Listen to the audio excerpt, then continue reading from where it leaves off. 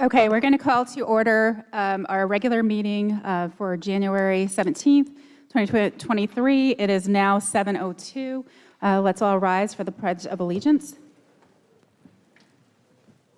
I pledge allegiance to the flag of the United States of America and to the republic for which it stands, one nation, under God, indivisible, with liberty and justice for all.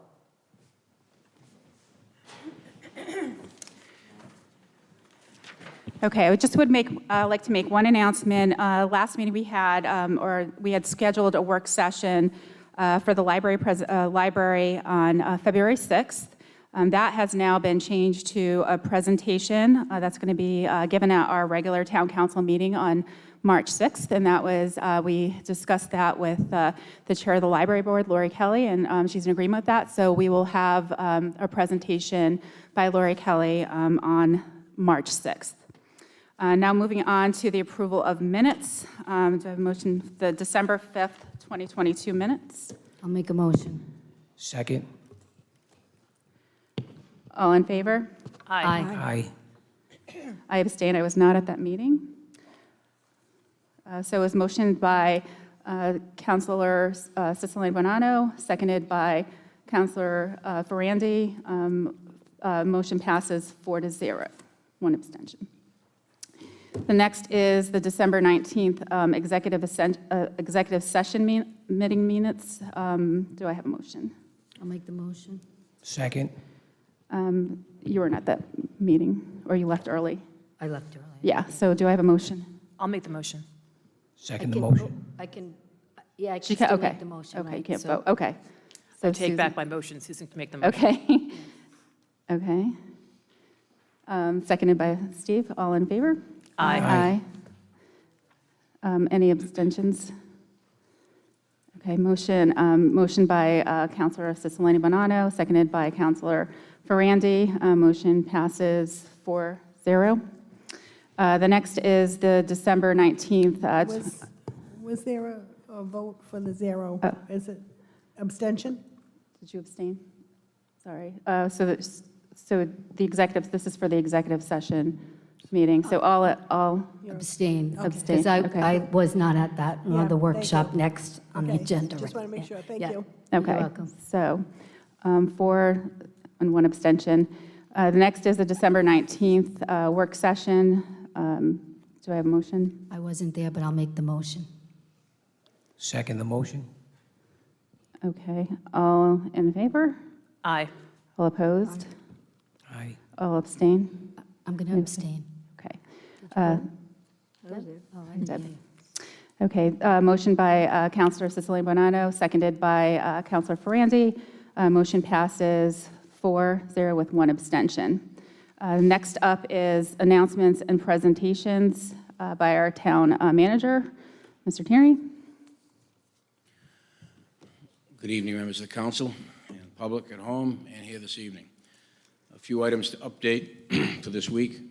Narragansett Police has 3 recruits that started the police academy, and they're replacing 2 retiring members and a 3rd officer that was approved by the town council. And we do anticipate another retirement in February of this year. Parks and Recs has secured the fireworks for Independence Day, scheduling them for July 3rd, tentatively, with a rain date of July 4th. South Kingstown's is having theirs on the 4th itself. They've already booked it and secured it. The council has approved a housing study RFP that went out. We received 1 sole vendor that responded. The name of the company is Crane from Burlington, Vermont. We have checked out, Mike DeLuca has checked out their references, and that should be going before the council for consideration on February 6th at the regular town council meeting.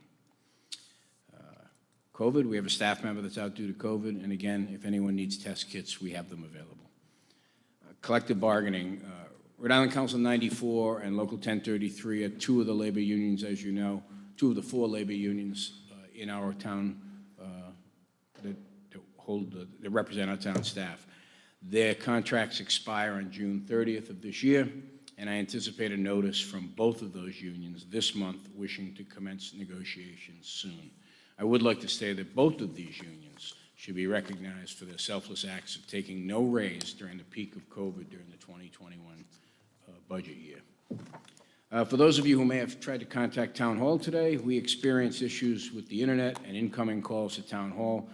The issue was on Verizon's end, and we believe it is fixed for now. But if you called this morning, call us back again tomorrow. We'll be here. Narrow River. We received a preliminary draft regarding the Narrow River dredging and disposal alternate analysis for Narrow River. This was the study that the council approved to do permitting and studying and setting up a long-range plan for the dredging of the river to keep it open. We will be reviewing the preliminary draft plan with the staff and the vendor, but Mother Nature has cleared up some of the area for the time being. We received some images last week of the improvements done by nature, but we'll move forward with this so there'll be a plan in place for long-range issues. And that's about it. I'd just like to encourage the people of the community. Like I said last meeting, let's stick together as we practice courtesy, professionalism, respect, and civility toward each other as we get the town's work accomplished. And again, the town's work gets accomplished because of the great staff that work for us here, and as I like to call them, our all-star cast, because that's what they are. And that's about it for this week. Thank you. Thank you. And I just want to add an announcement as well. So I know oftentimes, the Lighthouse Inn and Galilee has been a hot topic for, our community, and there's a lot of work that was done at the last council. One of the things that we did was that we directed our town manager to work with DM and the state stakeholders. And that was a direction from the council. I just want everyone to know that our town manager has been working diligently on that, and he's been doing a great job in making progress. So just because there's nothing on the agenda doesn't mean that things aren't moving forward or things aren't happening. I have the utmost faith and confidence in our town manager. And, obviously we don't always show our hands in poker, so we're also not doing that for this as well. So again, thank you, Mr. Tierney, for all the hard work that you've been doing. And I don't know if you'd want to elaborate on any of that. Thank you, President Krasinski. I did the latest meeting I had, and also today I had a phone call with the director, and I met with the director last week on a variety of, a week and a half ago I think it was, on a variety of issues, including Galilee, Monahan's Dock, and Galilee currently there's no reveal at this juncture from Rhode Island DEM, but they continue to work on it, and we're going to try to meet on a monthly basis at least to continue to discuss it. I didn't think much was going to happen before the election anyway, but let's see where it goes from here. Thank you. Okay, moving on to the agenda. There's no public hearing tonight, so we will move on to open forum, public comment for any item to speak on that is not on the agenda. Mrs. Grinchenko.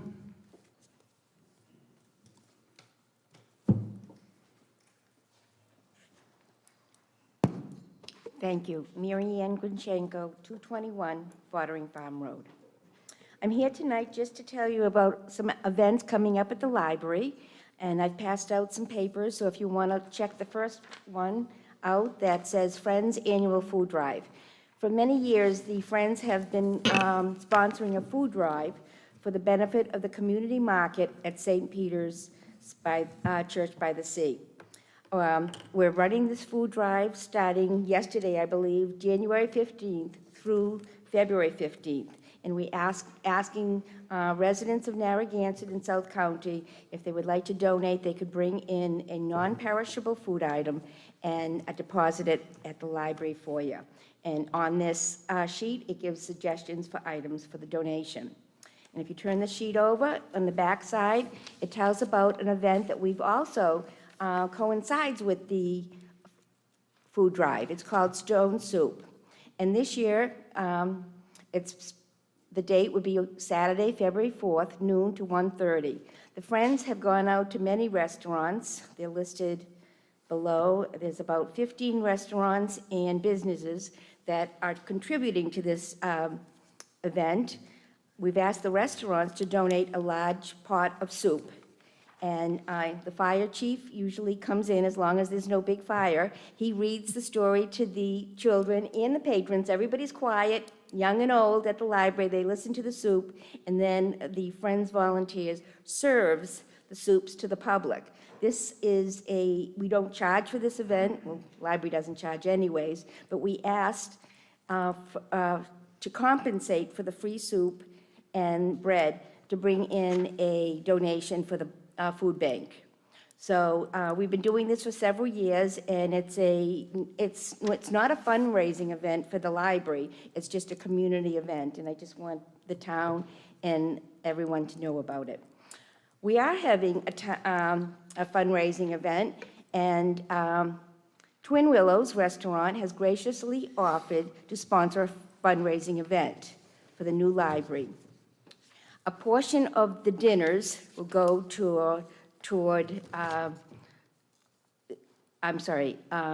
the Willows will donate a portion of the food that is ordered that night for the building fund of our new library. The date is Sunday, January 29th, between 4 and 8 p.m. So it's a great fundraiser because the Friends don't have a lot of work to do, and many of our fundraisers are a lot of work. This works out well. The restaurants do well because it's a slow time of the year. You know, it's not the summertime, there's not a lot of patrons, so I asked them to pick an evening that it's slow, and so hopefully it's a win-win situation. The library, the building fund, will make some money. We're hoping to have a raffle that night, as long as I can get the license approved. I only submitted it like 4 weeks late, but I only found out about this on Friday. So anyways, I would like the town to attend our fundraising event for the new library. Thank you. Thank you, Marion. There's more flyers in the back if anyone wants one. Thank you. Thank you. Anyone else from the public? Dr. Alba.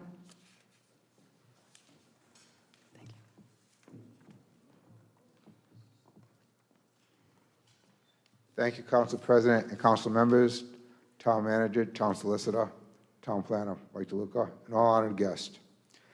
On Dr. Al Alba, 24 Eagles Nest Terrace, on December 20th, 2022, at the Narragansett Town Hall, the University of Rhode Island's architectural studio class, instructed by landscape architect Professor Will Green and landscape architect Charles Carberry, presented their research on how to revitalize Galilee and how to prevent the harmful consequences of greater and greater storms that are hitting us throughout the United States. The town agreed the URI study was of such great value that they decided to record the presentation and upload the presentation on YouTube. Thank you. Elected and appointed town officials were present, as well as several Rhode Island RIDEM, Rhode Island Department of Environmental Managers, officials. Our town planner, Mike DeLuca, publicly endorsed many of the ideas presented in the URI study. Thank you, Mike. The town of Narragansett's prior proposal for Galilee that was submitted to the RIDM supported many of the renditions presented. Yet the RIDM gave Narragansett's proposal the lowest rating of all submissions. We got to keep that in mind. The Friends of Galilee have also endorsed the mixed-use development for Galilee and fully supported the URI resiliency study. The FOG consists of several hundred concerned members who have dedicated many years of their life to better Galilee. Many showed up for a demonstration rally in Galilee and signed and contributed to an online petition to acknowledge their support for a mixed-use development and to voice their opposition to the harm the RIDM has allowed Proximate and Palino to create in Galilee. As evidence of all of the above, people throughout the state of Rhode Island, and even outside of Rhode Island, have spoken out, been videotaped, created videos, thank you, Council President, signed and supported online petitions, attended rallies, and supported the URI resiliency study to let people realize that what's going on in Galilee, which has been condoned by the RIDM, needs to stop. The RIDM's action in Galilee is in direct contradiction to its mission statement on its website. Quote, "Our mission, put simply, is to protect, restore, and promote our environment to ensure Rhode Island remains a wonderful place to live, visit, and raise a family." Clearly, by looking at Galilee and the 5-acre parcel, which they were in control of and leased, the RIDM has completely failed in its mission, sadly. The Rhode Island AG's office open 2 access to public records investigations on my behalf, for the RIDM failing to be transparent. If the AG's office felt there was no credibility in my appeal to its office for the lack of transparency from the RIDM, the investigations would never have been opened. The governor has made it be known he has appropriated $46 million to revitalize and sustain Galilee by making improvements in its infrastructure. This allocation is an admission that he is aware action needs to be taken in Galilee to improve it.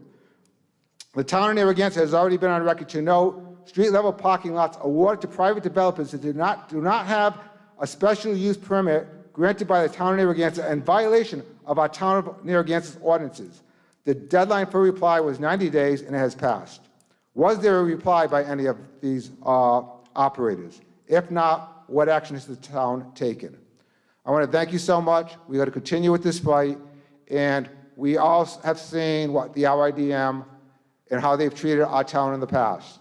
But we can win this battle if we stand collectively and keep checks and balances in regards to what has been discussed today. Thank you so much. Thank you.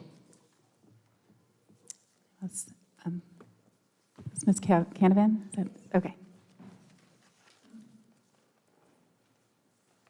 Good evening. Thank you for hearing me. I'm Catherine Canavan, 190 Clark Road, Narragansett, Rhode Island.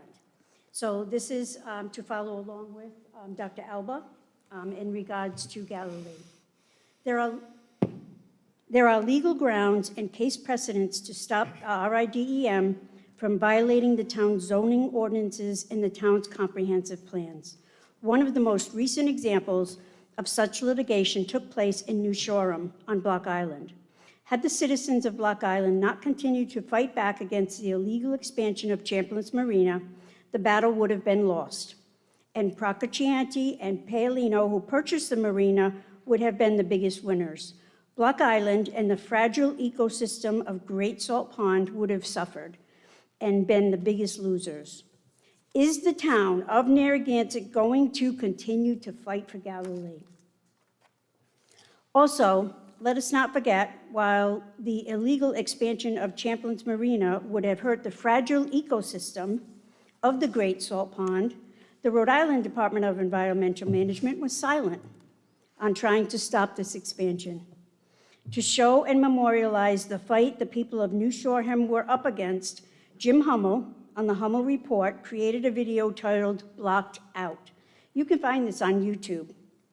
It shows how corruption works in Rhode Island with respect to state agencies and political insiders trying to violate town laws, such as the ordinance that was against the illegal expansion of Champlin's Marina. In fact, 2 Coastal Resource Management Board members had to resign, and the Rhode Island Attorney General's office determined that there was gross misconduct by the state agency. However, for the state Supreme Court to hear the case to overrule a retired court judge's decision approving the expansion of Champlin's Marina, the town and its residents had to hire out a private lawyer to fight the illegal expansion. Rhode Island Department of Environmental Management has repeatedly failed to act ethically by condoning gross violations of the town of Narragansett's building and zoning ordinances. Are you going to act, or are we going to have to fight this on our own? Also, according to an article in Projo on December 26, 2022, Rhode Island has a surplus of $610 million. Will you call on our district legislators to make sure the monies allocated for Galilee are transferred as soon as possible? Thank you.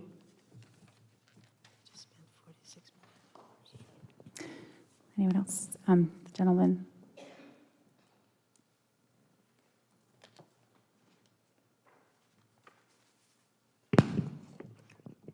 Thank you. Roger Jadis, 1 Blind Brook Drive, Galilee. The potential which exists for beneficial use of this land by revitalizing and promoting economic growth, tourism, maritime education, support of our local fishermen, small businesses in Galilee, and those who live and visit in Galilee has been wasted. How many years has it been? It's been wasted by the DEM for years by its gross mismanagement of the leased land in Galilee. As there is still electricity running and water leaking through the abandoned lighthouse inn, and there are obviously greatly compromised structural issues which create fire and electrical hazards, not to mention asbestos and mold, has Narragansett's fire chief and building inspector been called into action? Will the town be liable if any area business or individuals get hurt as a result of fire, or if somebody gets electrocuted who may be entering the building? There is evidence, as you can see in the photographs that we've handed out, that portions of the building are occupied. We are now demanding for the protection and safety of our community and the village of Galilee. Our building and fire inspector and the state fire marshal to be directed to the property tomorrow. Rhode Island does not have a state OSHA. My daughter and family come to visit almost every summer for the past 5 years. They've moved out of the state. My daughter used to lifeguard at Block Island, loves the area. And every time she comes, and she'll be coming this summer, she always asks, "Hey, Dad, what the heck is going on around here? This place looks like a dump." I'm referring to the Galilee area. I've explained to her just last summer the lease with Procaccianti, Paolino, and that situation. And she just shakes her head and says, "Dad, it's a dump. Nothing changes around here." So she says it's a nice place to visit, but she's out of state. Ladies and gentlemen of the Town Council, your actions and non-actions will speak louder than your words. Thank you for your time.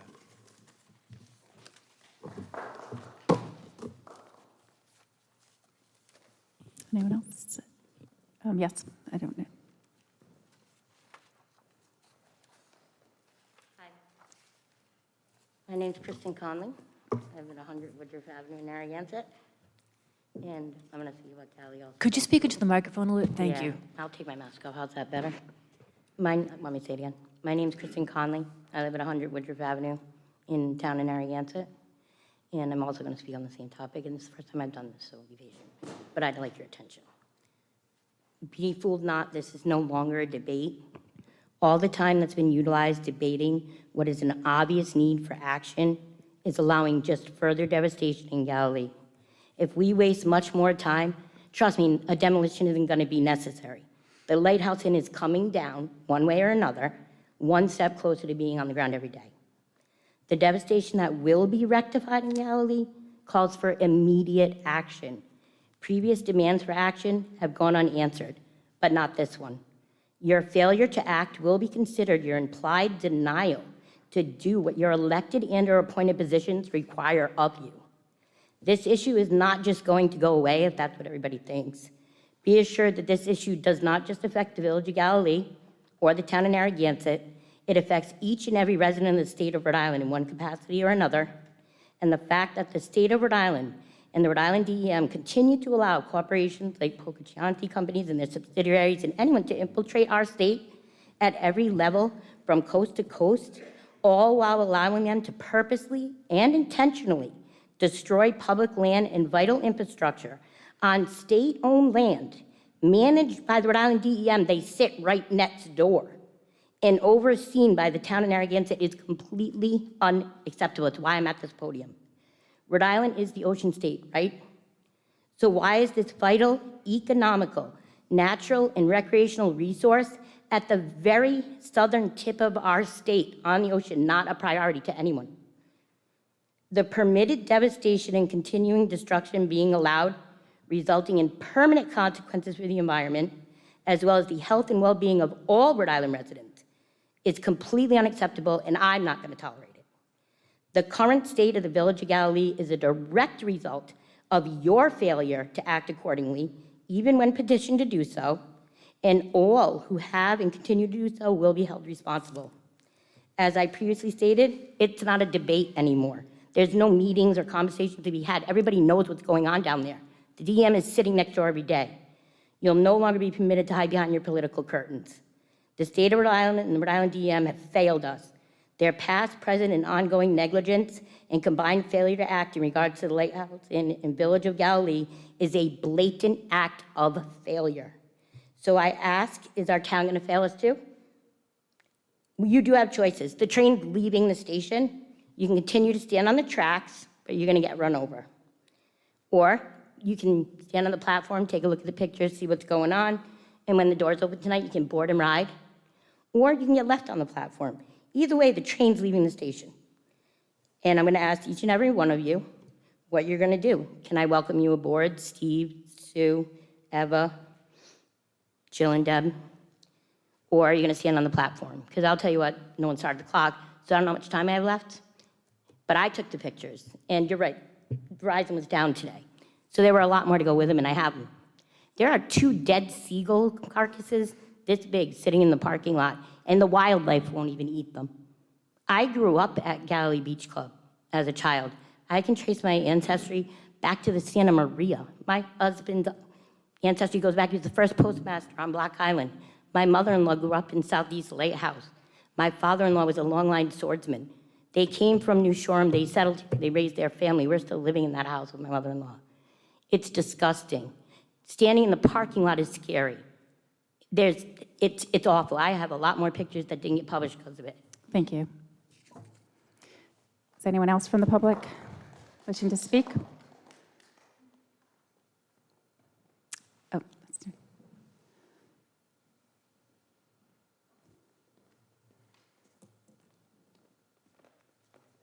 I hope this is the open forum. I wasn't sure. I got here late, but I went on the site and it said 7:30 the meeting started. I thought on my telephone. This is a little redundant, but it's more of a question I have. You know, it's the council has heard over the last few years that Name and address, sorry.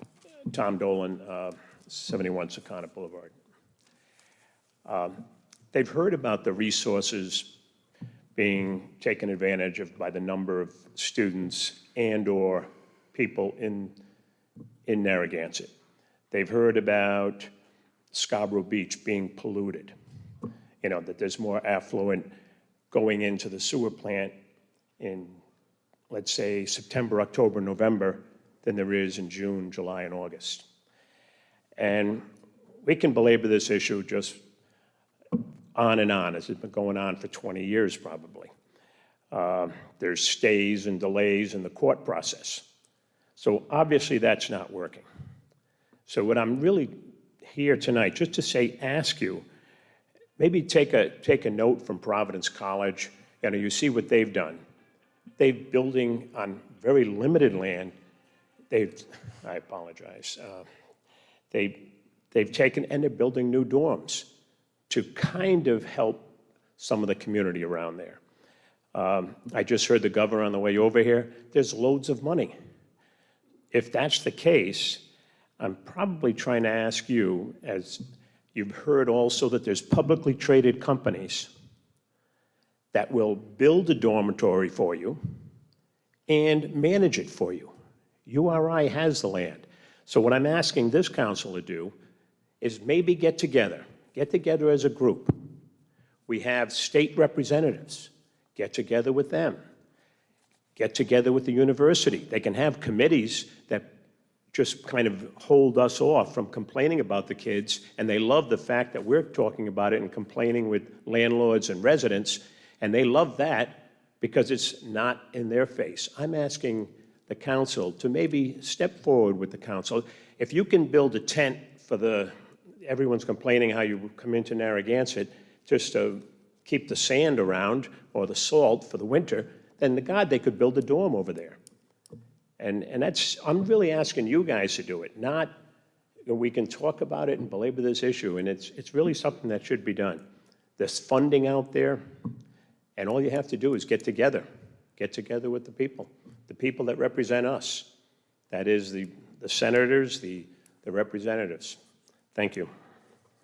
And Mr. Dolan, we changed our meeting time to 7 PM. So going forward, this is the first meeting that we've had since we passed the ordinance to change it to 7 PM. I just happened to go on Yeah, so I my just want to let you phone know and I that. saw 7:30, Yeah. so.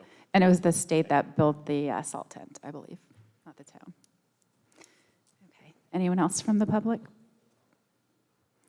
Okay, seeing no one else wishing to speak. Moving on to the next item on the agenda is the consent agenda. So a motion? Is anybody pulling anything? No? I'll make a motion to approve the consent agenda. Second.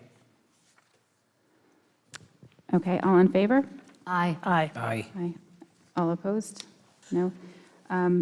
Motion by Councilor Cicilline Buonanno, seconded by Councilor Ferrandi. Motion passes 5-0. Next on the agenda is old business, and this is a motion to adopt amended council rules. Do I have a motion? I'll move the motion. Second. Okay. So this motion is coming back. At the last meeting, we discussed change to council rules, town council rules. It was the January 3rd meeting, and we decided to continue it. The council decided to continue it, so it's coming back. There were some suggested changes and amendments, so we worked on that. This agenda item comes from myself and Councilor Kopech, who I really want to thank a lot for really putting a big effort into getting these council rules changed and all the language and the wordsmithing. There was a lot of work that went into it. I also want to thank our town clerk, Janet Taro. She also helped with the review of these rules. I think we came up with a great product. So one of the first things that we took back was the recommendation that when we were reviewing these rules, there were the old rules were included, and then there was a new set of rules. But we couldn't tell, because there were so many changes, it was two separate documents. So they were combined. So there's a document that's combined.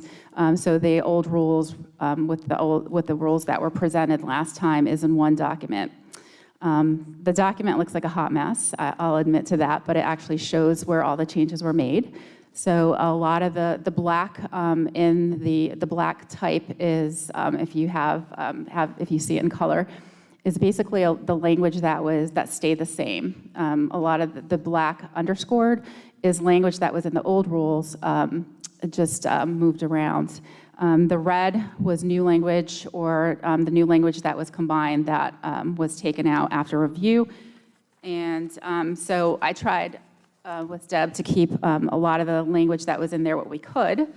So I'm just going to go over it first with what some of the major changes are, and then I will let Deb also comment on that, and then we can discuss it as a council if there's any recommendations or changes, and then we can take it from there.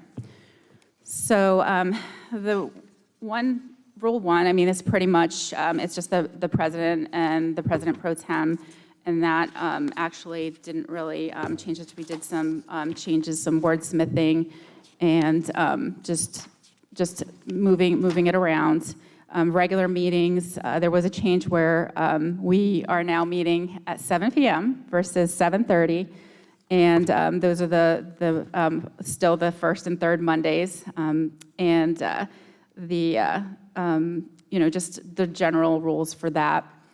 Special meetings were added in there, and just more definitions on that. Executive session, a lot of that wording states so that we keep the 10 exceptions for an executive session, what qualifies for an executive session meeting. Work sessions were added. And then per ordinance, we do have, it is in our Code of Ordinances of the town of Narragansett that we would have work sessions which are held the second and fourth Mondays. And I know that hasn't always been done in the past, but so we just incorporated that language into our rules. Agenda, we did discuss the agenda and how, to be compliant with that, and we changed the time of when the general public would get it and the council members. So we do agenda setting on Tuesday, so all the council members need to get their agenda items to the town clerk, and myself and the town manager by noon on Monday, the week before. So there's a lot that goes into putting an agenda together. I, firsthand this year have seen how difficult it is to juggle all that and make sure that, we have all the materials that we need. So that is due by Monday. And then, we do the agenda setting on Tuesday. And then it's posted, it's finalized by Wednesday at 12 p.m. And then it's made available to the other council members and the general public. Pretty much the other council members and all of you get see the agenda at the same time. So that is by 6 p.m. instead of 4:30. And that's just to give a little bit more flexibility. And that's, there have been a lot of times that it's been under the wire, and it just gives a little bit of breathing room for, our town clerk. So that was really one of the major changes. Open forum, as we're keeping it at the beginning of the meeting.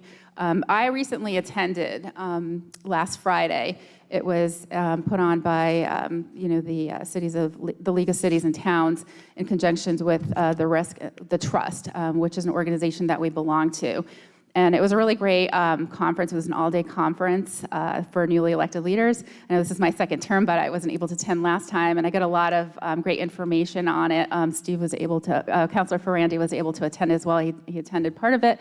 I actually stuck around for the whole thing, and a lot of the agenda, these council rules, is stuff that was discussed and things that need to be dealt with, or just having them in the council rules. And previously, the document that we had, I think it was more of definitions and just defining things, but not really being rules. And again, I looked at other municipalities, and they had it Rule 1, Rule 2, Rule 3. So. Open forum is not changing its stand at the beginning. And then in that meeting that I attended, it did say that you need to define it all. So we have it defined in here as it was. A lot of it stayed the same. Then moving along to voting, that's just Robert's Rules. A lot of this is Robert's Rules, so this isn't anything that was made up, and Deb will also be able to speak to this too. Discussion and debate, I thought this was important because this is taken from Robert's Rules, and we want to make sure that it's decorum up here, and then that everyone's getting the chance to speak. So that is taken from directly from there, and every member gets to speak once and not be interrupted, and no member should speak more than once until everybody's gotten a chance to speak.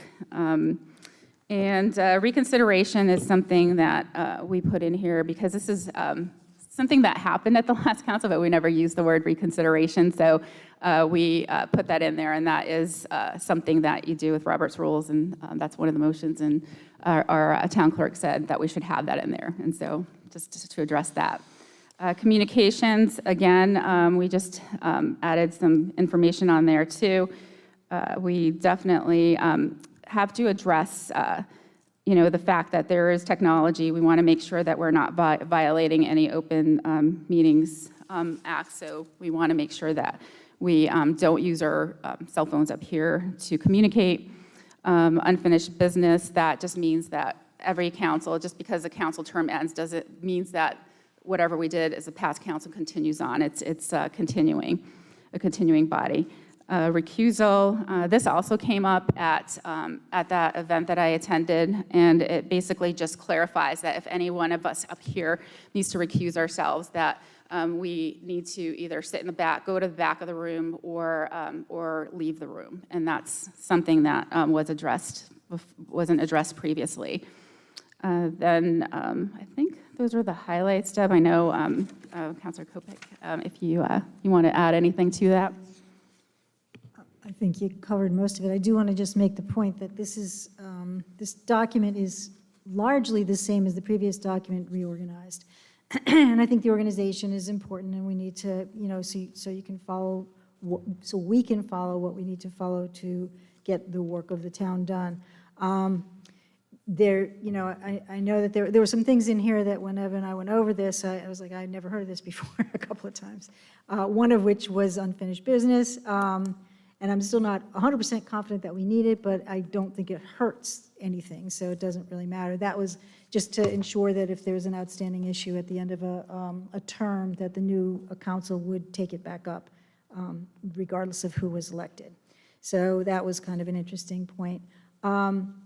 I also, Eva has said that she got a lot of information from other towns. We talked about some of the things that were from other towns and took some of it out and left stuff. So that's, and we try, my contribution was largely just kind of making sure that the organizational structure was logical and in place, which I think is important. I still have there's one line that I do not like still, and I'd like to maybe consider changing that. We also talked about the fact that even though because there is an ordinance about workshops being every happening only on second and fourth Mondays, I'd like to submit a motion to modify that ordinance, because I think, we're here in this building, in this room, a lot.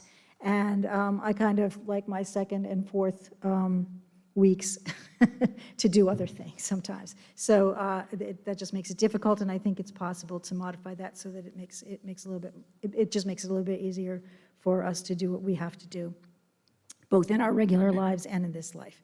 So that's probably going to come up. The one item that I still have a concern about is in Rule 11, letter F, which is contact with the town solicitor shall be coordinated by the town manager. I think that's inappropriate for a number of reasons, not the least of which is because both the town solicitor and the town manager report to the town council. And so I don't think we need to engage in that language. I just think the language has to be modified so that it doesn't appear like the town manager would, and I don't think, the town manager would necessarily want to do this, would want to have, some sort of responsibility or control over our engagement with the town solicitor. A lot of times when we have to deal with the town solicitor, it can be for a million different reasons, not the least of which could be specific legal challenges that could be addressed to not the entire council, but one or another member of the council. And in that regard, the solicitor serves on our behalf. So that's the only thing in here. I know it's very long. I don't know that everybody will read it, but at least we have it to refer to, and I think that's really a useful thing to know, especially, when you start learning about things that you didn't know. So that's where I stand. Okay, and that was the same language from the last time, so certainly there is an opportunity to amend that. So anyone else from the council wishing to speak on this? So thank you, Eva and Deb, for your hard work. There are some things I don't like in it as well. It appears to be a little micromanaging to the council, I think. The whole technology thing, sometimes computer phone. I know, congressionally, statewide, they use their phones.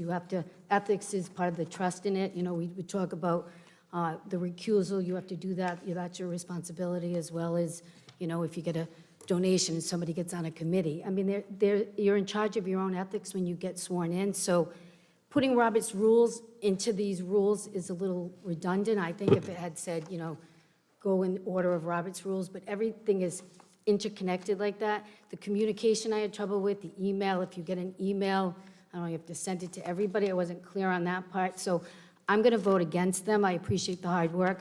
It's an overreach in government. I think the rules for the council, we all know what they are when we're sworn in. If you're violating your own ethics, it's an issue. But I think they were done generally for 14 years because they worked for the town.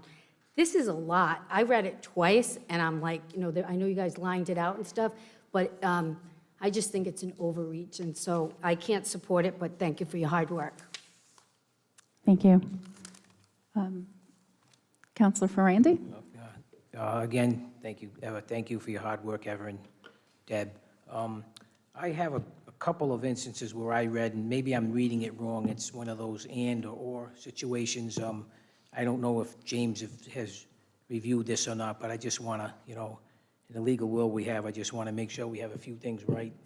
That's a good question. Have you reviewed it? So the one I had was in Rule 1 in B. This pertains to, if, the absence of a council president, the council pro tem presides. I understand that.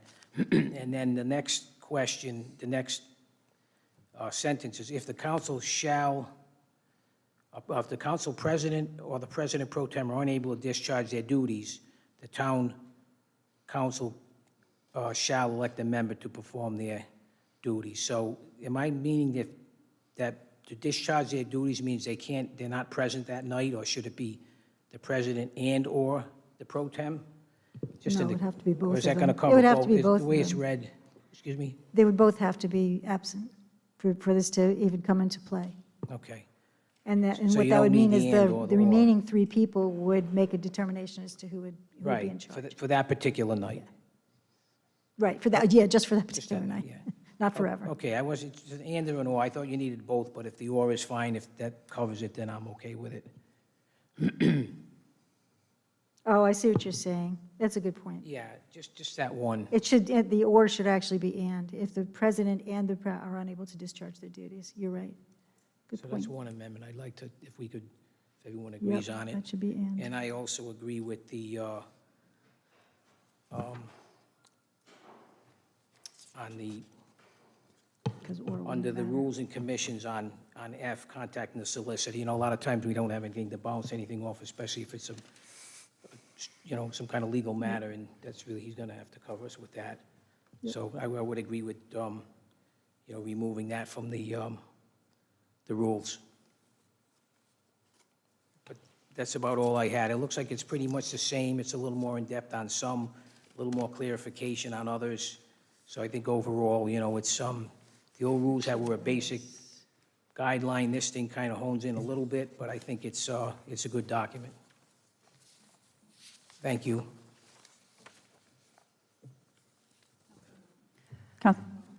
Lawler? Thank you. I also want to thank both Eva and Deb for their work on this document. It is very much, as Deb mentioned, very, very similar to what we've had in the past. It does add in more of the Roberts rules and formalizes it, which I think is a good thing. A couple of things, I agree with what Steve just brought up, that one change, that one word should be changed. The rest of the document, I agree with. Also with Deb, as far as communications and the rules number 11, letter F, I would like to see that be changed rather than having coordinating the town solicitor communication with the town manager and/or the town council president. I would like to have that changed to any member may contact the town solicitor directly at any time. Because I do believe that we need to be able to have that. The solicitors work as the town manager at the pleasure of the town council, so we should be able to work directly. And I agree with Deb that the town manager probably does not want to be caught in the middle of that. That's not a comfortable thing, and he's smiling, so I think he agrees. But other than that, I think it's a great document. It makes things very clear. And again, obviously, this was a lot of hard work with all the line outs you did, so thank you so much, and thank you, Janet, for helping with them. Yeah. Okay, any other discussion? Yeah, Go it's ahead. interesting because there is in the old, in the other rules, the current rules, I guess, it does actually make reference to contacting the town solicitor, but maybe we should just use that language. It says, any member of the town council may contact the town solicitor regarding any questions they may have. The town manager shall then follow through to be sure that all the council is informed of the response or recommendation of the solicitor. I actually don't agree with that statement either. It would be in appropriate circumstances, you might be able to say that, but that would be it. So I wonder if we should just go back to that language with a modification to that second sentence. Hold on. Huh? Yeah. In any, and then, I just want to read the second one. In any effort to keep the council informed, any communication with the town solicitor shall be relayed to the town. Okay. So what I think that the crux of that one is that the town councilors can have this independent of the town manager relationship with the solicitor. If there's anything that comes out of a discussion, then, the town manager would relay that to everybody, just for communication purposes, which makes sense. But if it wasn't anything that was pertinent to the other members, that wouldn't happen. So I think we just need to do a little work on that. And then I agree with Steve that that first word probably should be and, not or, because if it was or, then one or the other, the president or the pro tem would be here. So those two changes, Yep. I would agree with as well. Yep. So can we make an amendment? That's the easiest thing to do. Somebody want to make the amendments? So do we need to do them separately, Janet? Yeah, so we're going to make, so somebody needs to make a motion to amend, and then we'll vote on that, and we'll go back to the original motion. Okay, so can we amend both at the same time? Okay, so I'll make the motion to amend the Town of Narragansett Town Council rules and guidelines, beginning with Rule 1, Section B, changing the word in the statement, the second sentence. If the president, it says or today, the president and the president pro tempore are unable to discharge their duties, the town council shall elect a member to perform their duties. All the words are the same except or becomes and. And then in, this may take a second, rule number 11F, what I would essentially do is replace it with the old rule, which would be called number 7 on the second page. With this change, the first sentence remains the same. I don't, do you have that in front of you, Janet? Okay. So the second sentence would be, when pertinent, the town manager shall then follow through to be sure that all the council is informed of responses or recommendations of the solicitor. It's pretty simple, right? Makes sense. Yeah. And I think that solves both of those issues. Okay, what number was that, 11? That was, it's number 11F on the new rules, and the old rules, it was number 7.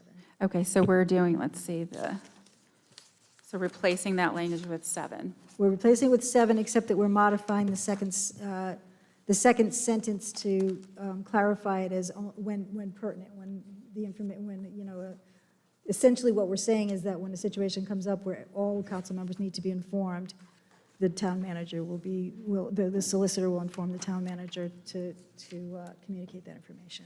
I said it in a different way. Do you have it the way I sent it? I said it. So what I have, Go ahead. when pertinent, all council will be informed by the town manager of the response and recommendation of the town solicitor. That's perfect. That's perfect, I think. Okay, So that's my motion. Okay, so do we have a second? I'll second that motion. Okay. Discussion. All right, I think we need discussion on that. It's just like all in favor. We can vote on this. All in favor? Aye. Aye. Aye. All opposed? Nay. Okay. Motion by, amendment made by Counselor Kopech, seconded by Counselor Lawler. Motion passes 4-1. Now going back to the original motion, which is going to be a motion to adopt amended rules as amended, amended council rules as amended, correct? Okay, do I have to make a motion for that? So moved. Second. Okay. Okay, all in favor? Aye. Aye. Aye. All opposed? Nay. Okay. So that motion was made by Counselor Kopech, seconded by Counselor Ferrandi. Motion passes 4-1. Okay, so next on the agenda, moving along. Oops, I'm sorry. Was there a comment? Yes, President Brzezinski, one of the items under new business, under community development, agenda item number 11, Rhode Island Housing contacted us today, and there is additional information and documentation they need, so we're going to remove that from the agenda at this juncture. Okay, so motion 11 from community development is removed. So the next order of business is for new business, and that's for the fire department, and is a motion to approve the 5-year lease agreement with Aviv Solutions Incorporated and to expend the first year's fund for 50 Aviv Connect AED systems and accessories for townwide distribution with a total 5-year cost of the program at $74,709.63 broken down to $18,909.63 the first year and $13,950 each of the next 4 years. I'll move the motion. Second. Discussion, so this, Chief, go ahead. Yes, thank you. I just kind of jumped up here in advance of that. Thank you. I just wanted to take a few minutes on this. This is a very, very exciting project for us. This has been ongoing for quite a few years now. So I just would like to take a few minutes and present a couple of points on this and some information. I do have a brief slide presentation, and I will attempt to keep it as brief as possible. So Dan, if you'd like to help and assist with that and put that up there now. So this is the, just to start, the current inventory of the town's AEDs right now are in need of upgrades, let's say, and/or constant replacement and maintenance issues. So this whole project is an effort in which to be able to provide next-generation AEDs to our community on an ongoing basis, as well as consolidate kind of the procurement process, if you will, for it, put it all under one umbrella, and be able to maintenance it and manage it a little better as we go along. So this has been a project that's been ongoing between four communities: Narragansett, South Kingstown, North Kingstown, and Charlestown.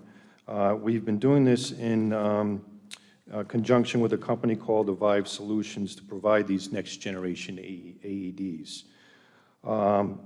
And this will help to automate the AED maintenance status and information and location of all the AEDs within our community. Again, we're one of the 4 communities that are involved with this. So the goal really is to initially upfront 50 AED units, distribute them through our communities, and particularly police, fire, EMS, Parks and Rec Department. The whole goal is to make them as publicly accessible to the community as possible and put them in hands of either bystanders who will be able to access, be able to utilize them, as well as some trained staff and volunteers as well. So Dan, if you can just advance it. So why Avive Solutions? They were founded in 2017. They're a company that was established in 2017. I've been in contact with the CEO of the company. There were really two mechanical engineer students from MIT who developed this technology. They went on to develop get FDA a patent and get FDA approval for this technology. There's an additional person involved, Samir Jafri, which is the CEO of the company we've been dealing with. He met these two gentlemen in a conference. One thing led to another. They used the technology, and now they've developed a new AED. It's the first that has been approved by the FDA and on the market in over 20 years. And it was approved in record time. We're really excited about the technology in this company with this AED. Dan, you can go to the next one. With this, really hasn't improved upon the rates of survivals when it comes to sudden cardiac arrest. Even though all of the market has been flooded with AEDs, the communities have AEDs, we really haven't made any strides in saving people out in the field when it comes to sudden cardiac arrest. And it really stems from making them accessible to the community. So this is kind of a graph that's put together. Really, one of the keys is bystander CPR, but also getting an AED to that individual as well. You can go to the next slide, Dave. So what are the issues? So it's all about delivery. Yes, defibrillation, but it's also about getting the AED to where it needs to go and alerting those people. So AEDs, these AEDs that are becoming available will be available to those areas where we have identified the need for them. Also, the AEDs aren't functional are functional due to the annual maintenance process. These are some of the instances that have occurred with the use of AED.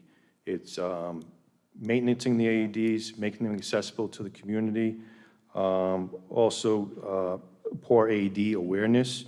It may be that the sudden cardiac arrest event that occurs, they're not aware of the location of the AED, and the AED doesn't necessarily, that we have now, alert them to where this cardiac arrest event is going. This technology will do that. You can go to the next slide, Dan, please.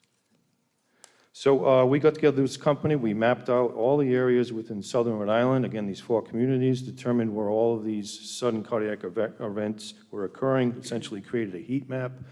And these are the areas that we're going to look to target and put the AEDs in. All of those red dots you see are basically when a cardiac arrest event had occurred in all of these communities and an AED was not utilized or not present for that. And you can see there's a lot of dots there. So not only will we put them out in those particular areas, target those areas, but we're also going to connect these AEDs, given through their technology, to the 911 dispatch at the state level, as well as being able to alert the bystanders to this cardiac event. So this technology is included in that. I've already had discussions with the E911 director. He's very excited about bringing this project to fruition.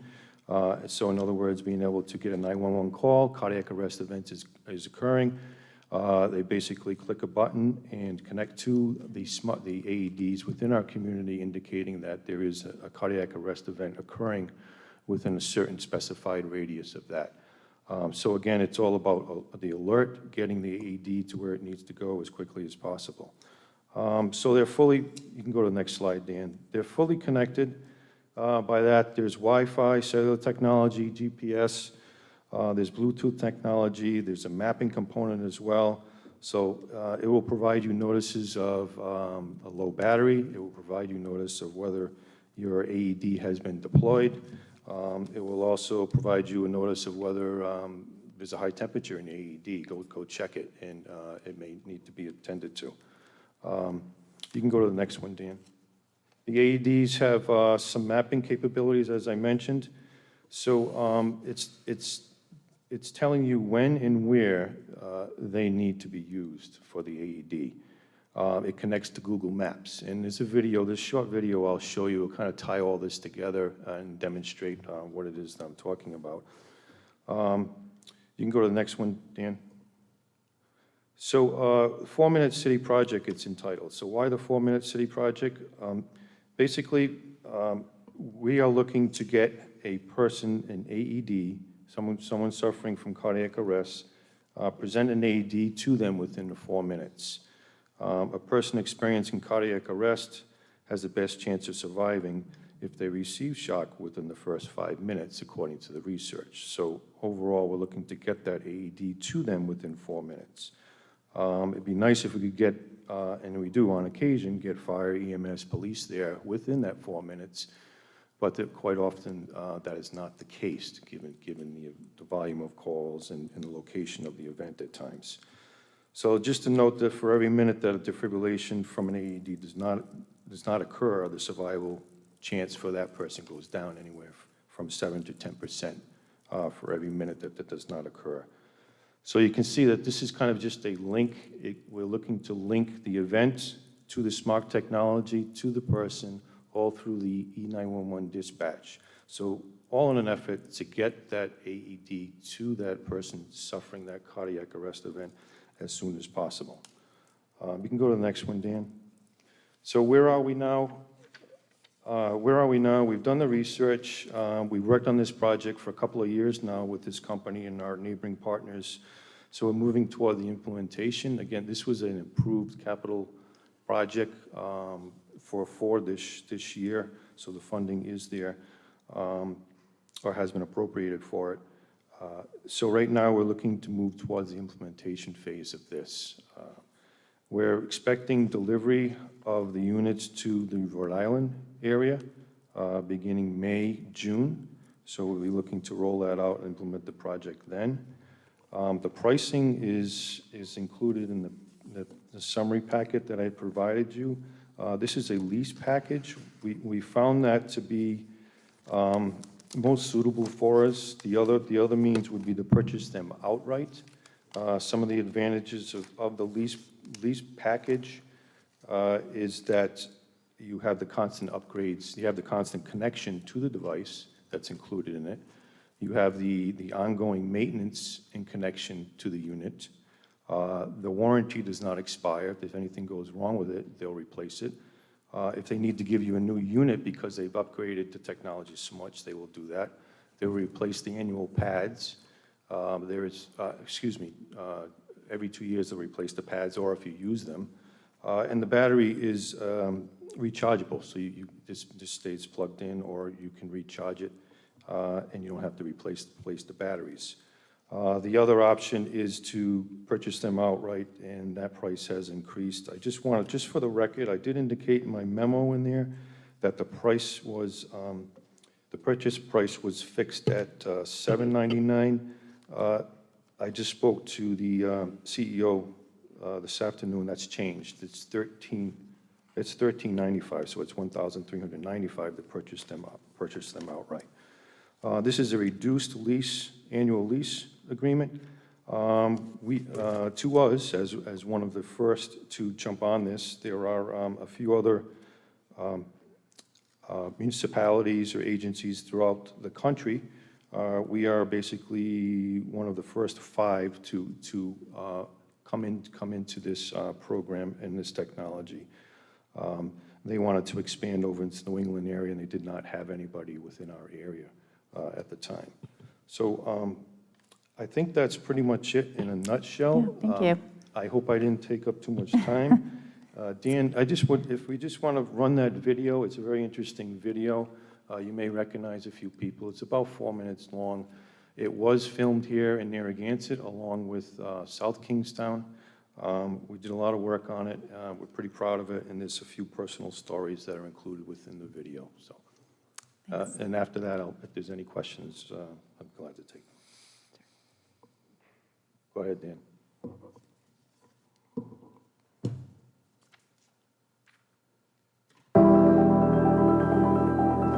911, what is your emergency? It's my wife. I've been shaking her, but she's not moving. I don't think she's breathing. She's not awake? She's not responding. And she's not breathing at all? She isn't breathing. What do I do? My partner's dispatching an ambulance to you, and I'm going to work on getting an AED to your location. Can you hear me? Can you hear me? God, she's not responding. Please, hurry. Okay, I'm going to help you out, and I'm going to give you some instructions for CPR, okay? Please, just hurry.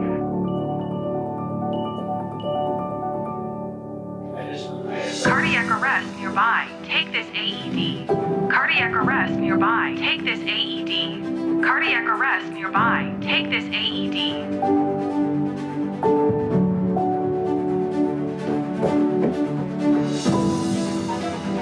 Okay, I've located an AED. I have one nearby. It's on its way to you. Thank you. Please, hurry.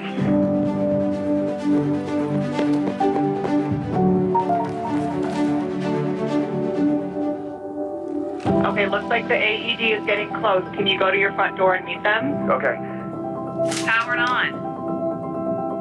Stand back. Delivering shock in 3, 2, 1.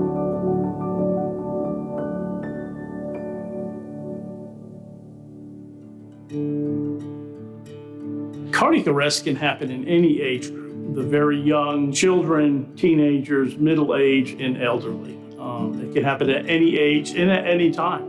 Quick response, quick access to an AED with hands on the chest is of the essence when it comes to resuscitating and saving people's lives. In South Kingstown and throughout the area, we run to over 115 cardiac arrests annually. Our challenge is response times. We have only limited resources and to cover a large geographical area. Early CPR and AEDs are so important to save lives. The key to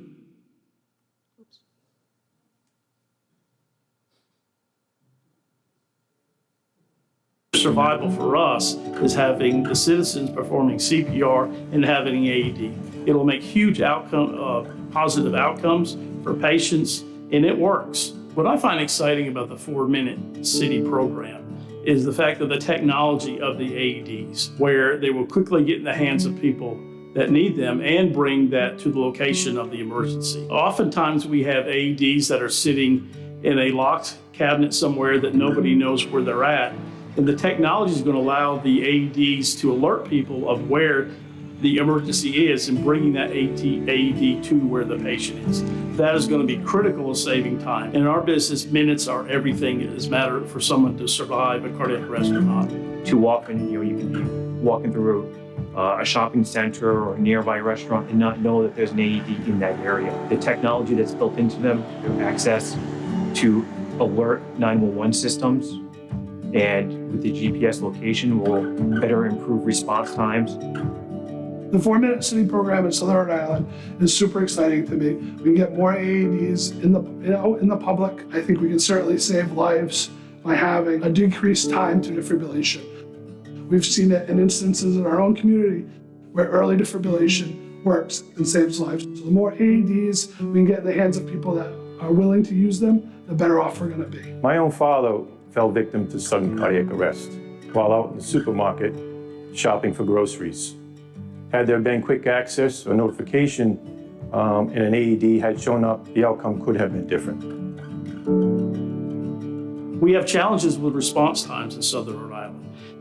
And for these 4-Minute City, the program and the AEDs to be out in the community, it's going to have a huge impact on outcomes and people surviving.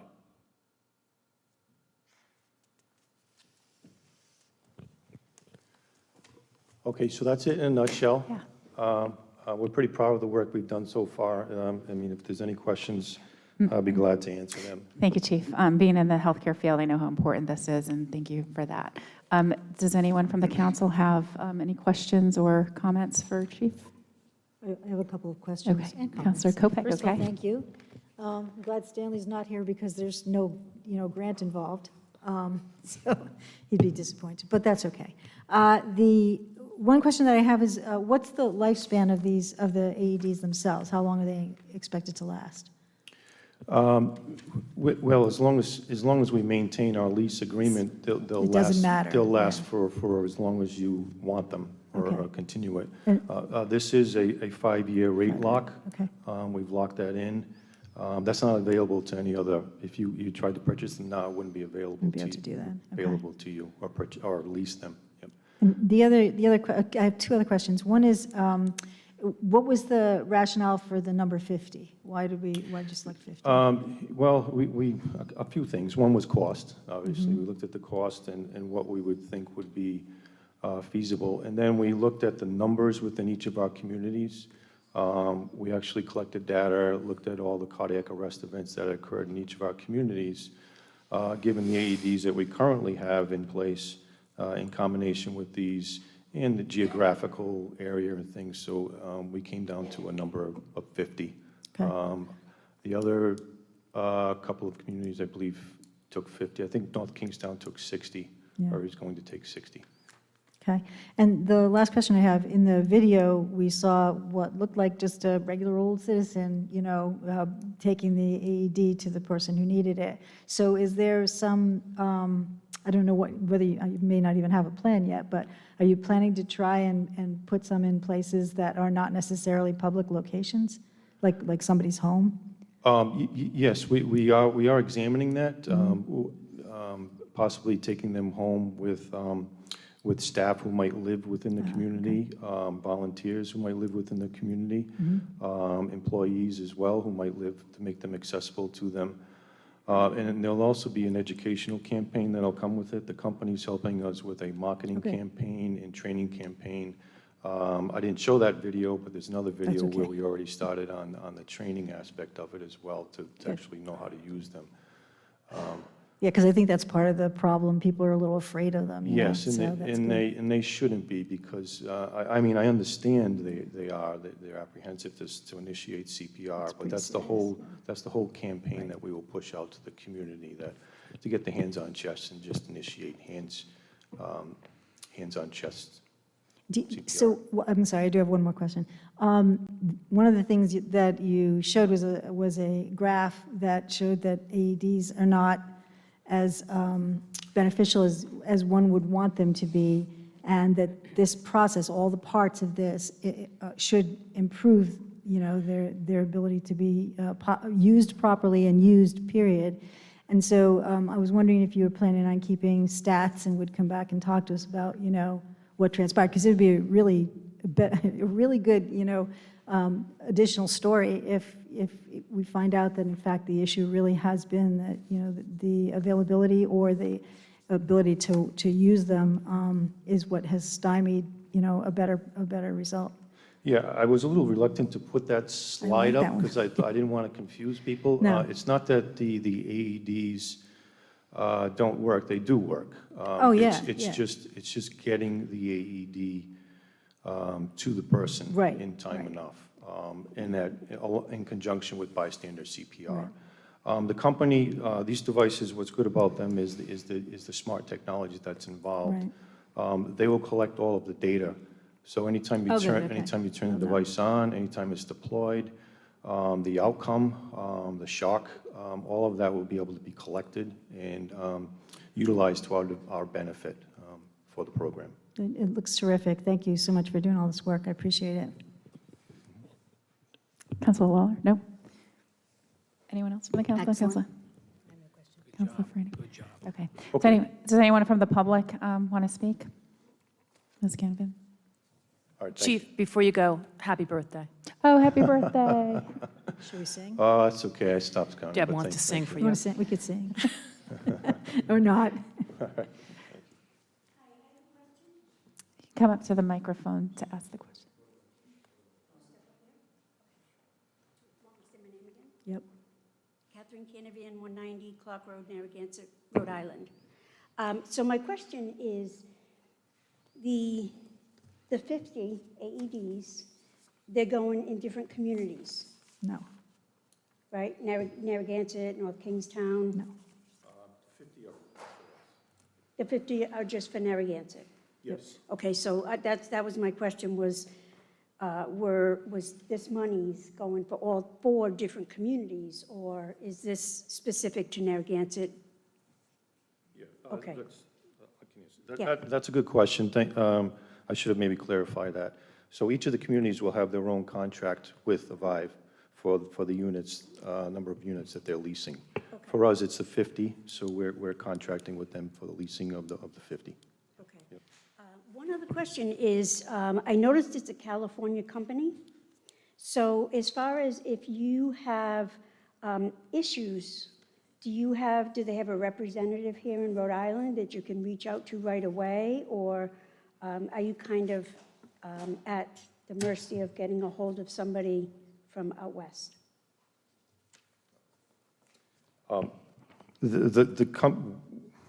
We're at the company will service them. So there's, and that's done through the connection to the smart technology that they have, along with the maintenance agreement, the warranty.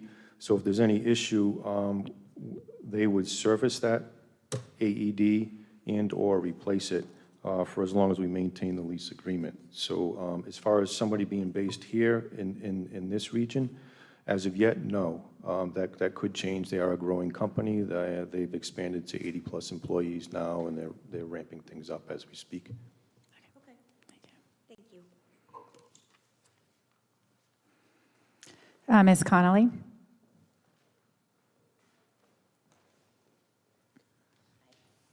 So I have a question. So we did see a common citizen, grabbing out of her house, a kid, a young guy. Is there any negative effect if it's used? Excuse me, you need to say your name and address for the Kristen record. Conley, sorry, 100 Woodruff Ave, apologize. Is there a negative effect if you utilize an AED on someone who doesn't need that type of treatment? Because, on the thing, she said, he stated his wife wasn't breathing, whatever. When a person's having a heart attack, if their heart is stopped, an AED won't work. It won't even, right? That's correct? I'm just wondering, can you hurt a person by using one if you're not supposed to? If it, because the 911 operator decided what the emergency was, you know what I mean?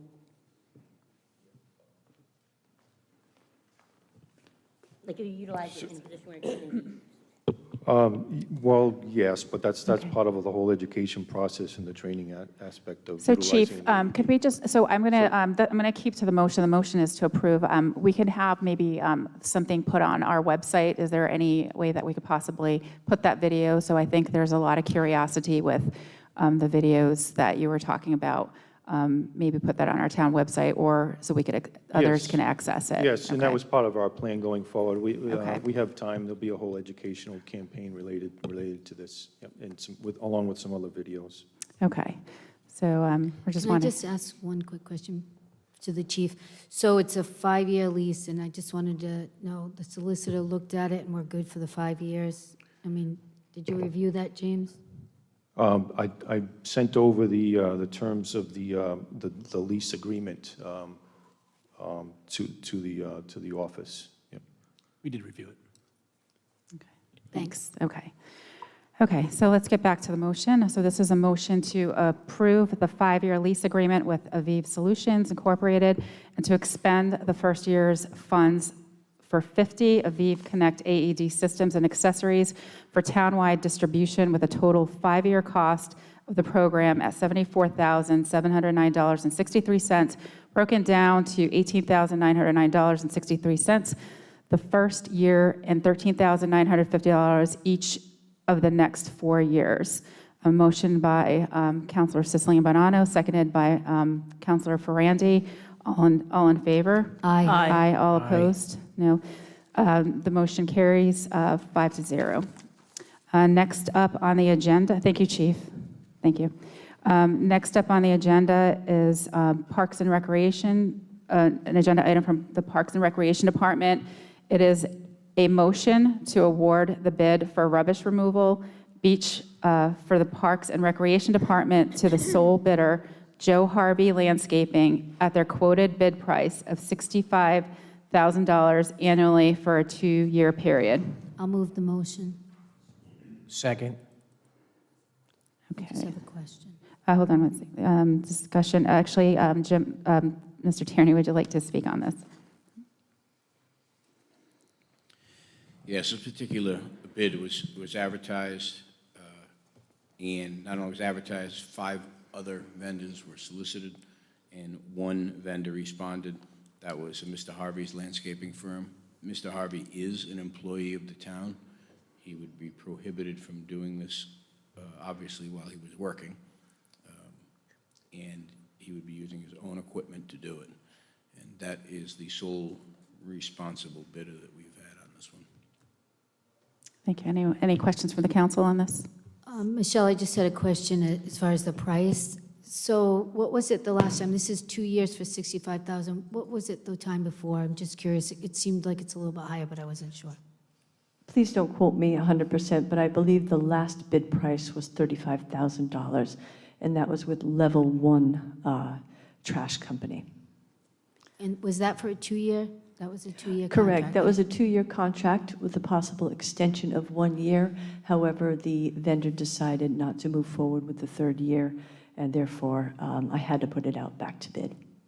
So it was 35 for the 2 years, and we're looking at 2 years for this bid for 65. Correct. Okay. So I right. just wanted, I wasn't sure, because when I looked at it, it seemed like it was quite a bit higher, and I wasn't sure if it was a different service or... Nope, it's the same service, and again, not speaking on behalf of the vendor, as I was not part of that process at all.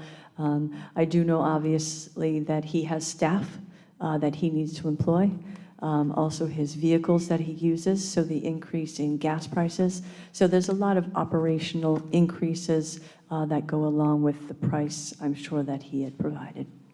Thank you. You're welcome. Anyone else from the council? Oh. Councilor Ferrandi. Yeah, is this bid unusual that it only gets 1 bidder? I mean, in the past? No, sir, in the past, there's been a handful of bidders, I would say between 1 to 4. However, the job itself is a very difficult one. There are no less than 100 trash receptacles throughout the beach, the seawall, gazebo park, in Veterans Park, as well as the west lot, including all of the parking lots, the surrounding areas. We require all the cigarette butts to be picked up, any loose trash. It's really an arduous job. The contractor usually starts about 4:15 in the morning, usually passing the beach rake during that time, waving to each other, making sure nobody's going to strike each other since it's still dark. So again, it's a very difficult job. I think word gets out that it is tough. I often want to call that movie show Dirty Jobs and see if that gentleman wants to come and maybe showcase it someday. Also in the evenings, as you know, once the beach closes, there's a lot of activity on our beach. There's a lot of people, and a lot of people don't pick up after themselves. So this trash contractor is responsible for picking up all loose debris that's along the sand and in the dunes and in the trees, and that's the responsibility. So it's a big job. It's a dirty job. It's a dirty job. I like that. Must be if you only have one bidder. Yes, sir. Yes. Just curious, that's all. And I think I looked at it in the past, there was several bidders and whatnot, but, and this person's been doing the job, I believe, before. He's had the bid Yes, other sir. This times. particular vendor had the bid 2 years ago prior to our recent contractor, Level 1. Okay, thank you for the explanation. You're welcome, sir. I just have one more question. Sure. Michelle, I just wanted to ask you, I know that, I'm down there a lot, and I know like 4th of July, it gets like really crazy, and there's a lot of garbage. Is there anything in that contract that secures like those really busy times where they can come back and do another pickup? Because sometimes it is overflowing and it's full and, Yep, absolutely. And we leave that up to the vendor, him or herself.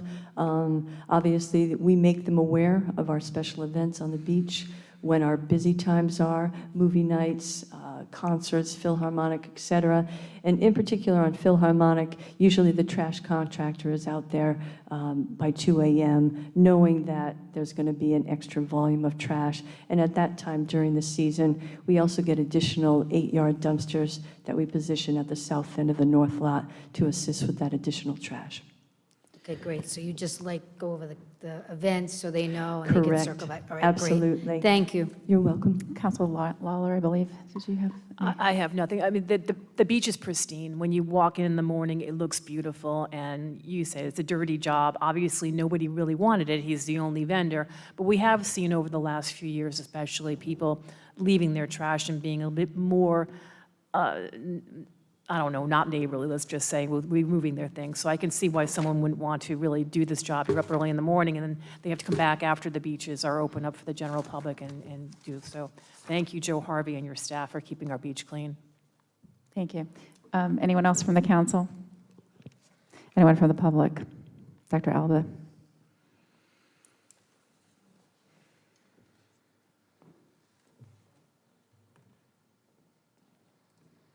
Yes, Dr. Al Alba, 24 Eagles Nest Terrace, Narragansett, Rhode Island. Yeah, I know Joe does good work.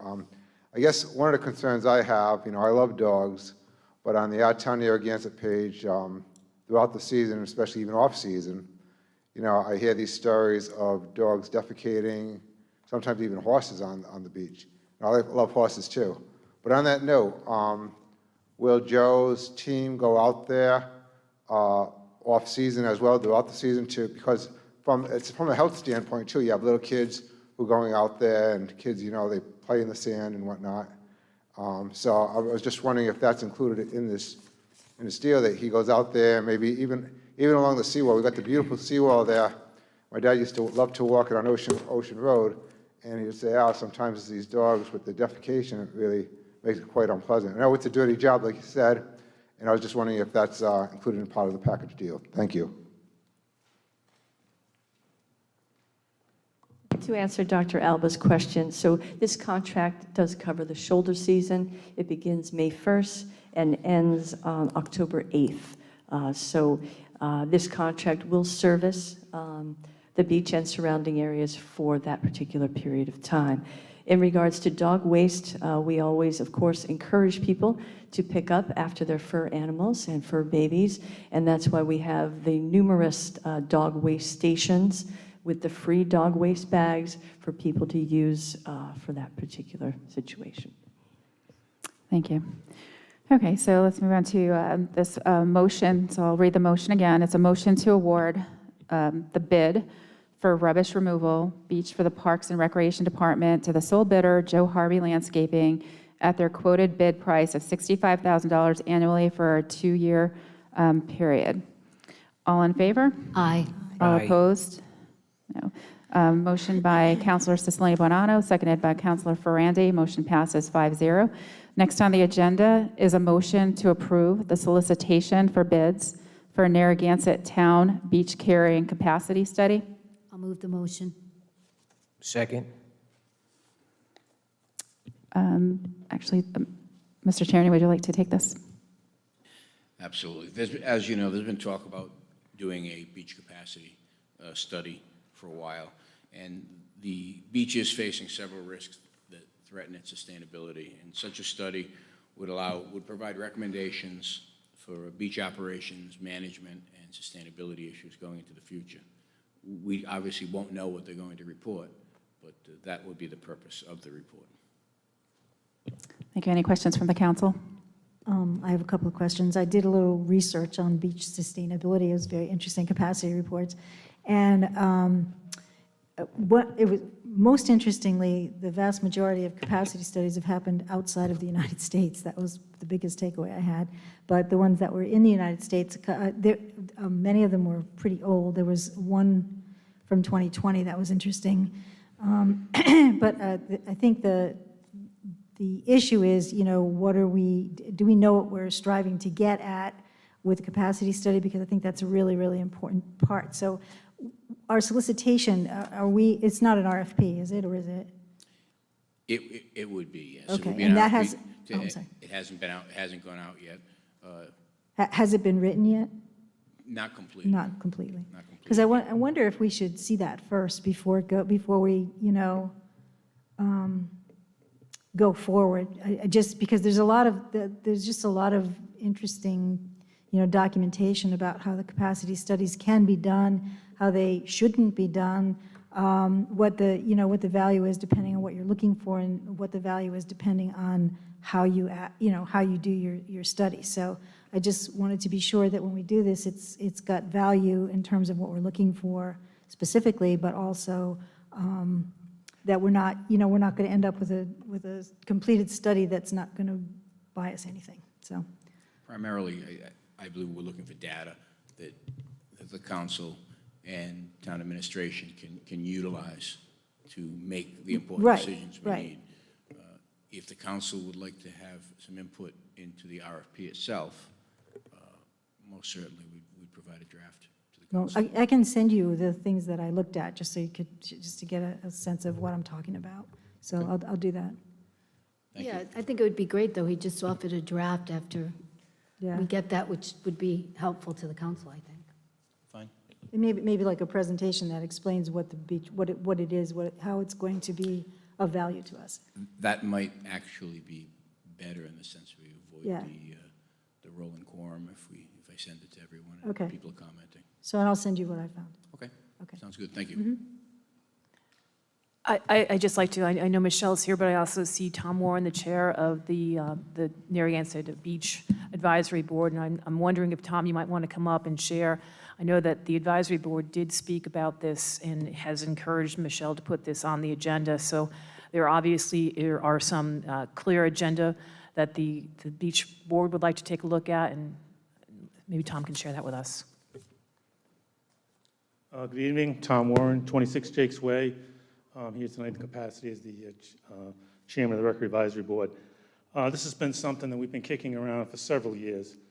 The original impetus to have this happen with the beach studies that we have every year, the beach surveys that come out every year, and for many years, it was the overcrowding of the beach. That was the biggest problem that we had, and we saw the most common on all the surveys. Most people thought that the beach was pretty well run, pretty clean, but overcrowded way too many times. So we decided that we thought it would be necessary to find out how many people should be on the beach. What is a safe number of people? If there's too many people there, it's more than just uncomfortable. It becomes an unsafe situation. So we didn't have that information. We're not experts in that. So we thought the best thing to do is to reach out to somebody who does that kind of work to find out what is a good number of people that can be on the beach safely and provide a nice beach experience for those that live here, those that vacation here, and those that work here. So that's simply what we were trying to get at. We weren't trying to exclude any particular group. We were just trying to find a number that we could utilize to make planning purposes. So once we know that number, we can then translate that into beach fees and policies and access and so forth. But to first get at any of those issues, you kind of have to know how many people you can put on the beach. And that's kind of where it started from.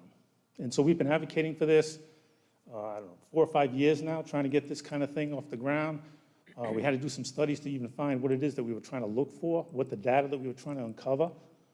So we kind of got a good handle on what we thought we needed, and we presented it to our rec board. The rec board voted unanimously to move forward with it and present it to the council. So that's where we're at. Any questions? Anyone, any other questions? Okay, so just a question from myself. Sure. It's just a solicitation for bids, so this would be coming back to the council. It would. Correct? Yeah, so it would be coming back to the council, so we don't know what we're going to be asking for. It's going to be gathered, and then I guess that goes out into a bid for an RFP. So this is just really asking for it to move forward so that we can get information, package it into an RFP, which will come back to the council. And then at that point, the council would approve it if it was what. We have a rough draft currently right now for the How do you study. do a solicitation for bids if you don't know what you're asking them to bid on? I'm sorry, I didn't hear you. Well, if I understood what you were saying, maybe I misunderstood you, Eva. You said it's just a solicitation for bids, but a solicitation for bids has to have language that says this is what we're asking you to bid for, right? Correct. We're going to incorporate some of the recommendations from the Rec Advisory Board and from Michelle's crew into it, along with some items with the resiliency, municipal resiliency input. And then we can, like I said, we can make that available to the council either in a presentation ahead of time so that see if it meets with the desire of what the council wants to achieve from it. And at that point, if it was approved, we'll send it out, we get the responses back, and then it will come back to the council again for consideration. There's no cost now, it's just fine-tuning what exactly we're seeking to accomplish. Okay, any other questions? Anyone from the public? Mr. Vandermeesh?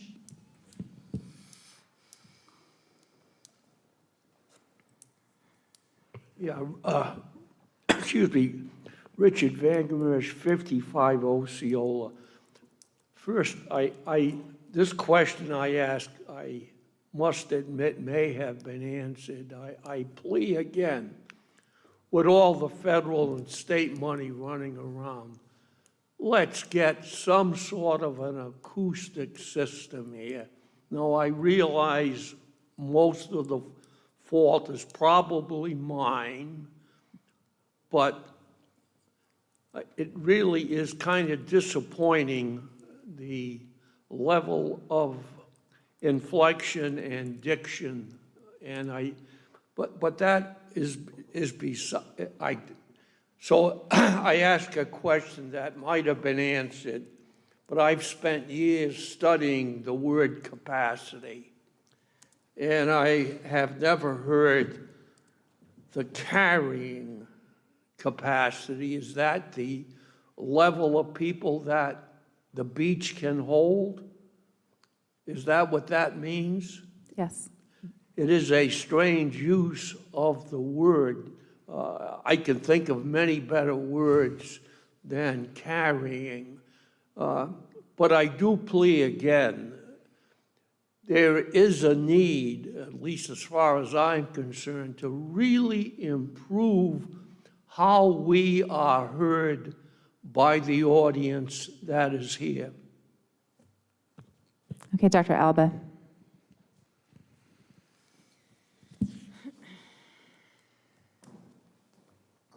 Yes, Dr. Al Alba, 24 Eagles Nest Terrace. Doctor, when my father was aging, he had some issues with the ear, and they were nice enough to give him, we have that available, which is just a little insert that you put onto your ear, and it really helped him out. So I don't know if they can look into that for the doctor to help his hearing. On this note, I spoke after the presentation, the outstanding presentation by URI, with landscape architect Charles Carberry, and he told me that, you know, if the town was to privately spend money for what was produced by the students, which was led by Professor Will Green and landscape architect Charles Carberry, that would have cost a fortune, like several hundred thousand dollars. He's been in the business for many years. He says we have a lot of outstanding information that came out of that study. He said it was brilliantly done. And on that note, when I was an undergraduate, I worked on work study. When I was in engineering, I used to have a lot of jobs, but I paid my bills. I got some Pell Grants and stuff like that. But on that note, I had a job working for Dr. Timothy Tyrell of URI. And what I did was I went to all of the Narragansett beaches, and they developed a questionnaire survey where I would go around and ask different people, you know, I was friendly enough, so very seldom got refused. And I would ask them various questions in regards to beach usage, how much they spend at the beach, about the fees at the beach, what they like about the beach, is it too crowded at the beach? So, and it got published. It actually got published. The documentation by Dr. Timothy Tyrell actually got published in a URI journal. And we might want to consider reaching out to URI to see if they might be able to do this for us for maybe a fraction of a cost, as was done for the Galilee resiliency study. So thank you very much. Thank you. Thanks. Okay. Mr. Lynch?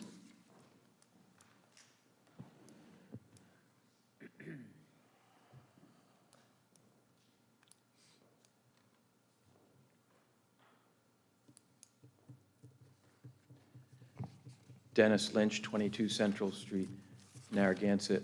I would urge the council to move forward with the distribution of the RFP.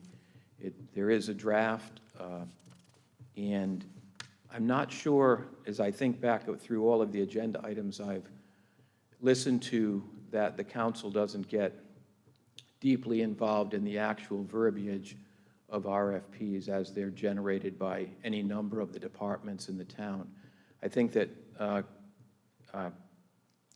councilwoman who's done the work already that identified some pitfalls would be helpful in the finalization of the RFP. But this is going to be, I think, it's not like how much does it cost to pave a road. I think there's going to be a give and take process here between the verbiage that's put out in the RFP and the capabilities that come back from the vendors that are going to respond. So I think it would be helpful to let the staff, the people that are proficient in the building of the RFP do that and see what the replies are. And again, the first response is not always the last response between the solicitor and the solicitor of the proposal and the people that are proposing back. And again, this is a learning process too, because this is not a common practice done in every town, beach, in every city and town. So I think part of the solicitation is to find out more about what the capabilities are of the organizations, because they may not be a perfect one-to-one fit in all cases. So I'd urge you to move forward on this. It's been in the waiting for a number of years. And again, it's asking the question, what can you as an expert organization do for us? And the key information in the proposal is really defining all the characteristics of the beach. here's the type of beach we are, here's the people that come, here's the crescent shape, here it's a barrier beach, and all these other things that are going on with it. That informs the responder as to the needs that we are, that we need replies on. So, and again, as the President has pointed out, there's no commitment here.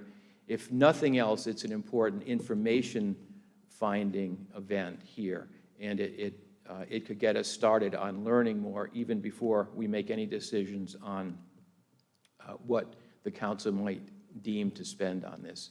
So I would urge you to allow staff to issue the proposal with some of the information that can be provided that was mentioned tonight. So thank you.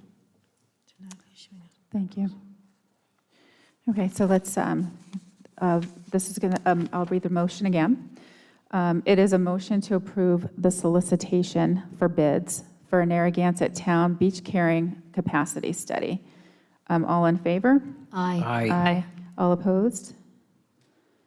5-0. Motion by Councilor Cicilline Bonanno, seconded by Councilor Ferranzi. The motion passes 5-0.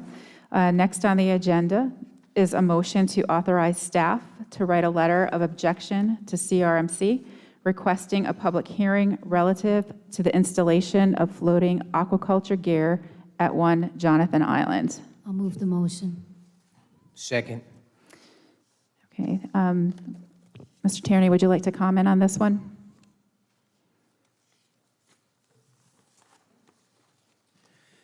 This one came through community development about CRMC is hearing about the expansion of an aquaculture over by 1 Jonathan Island.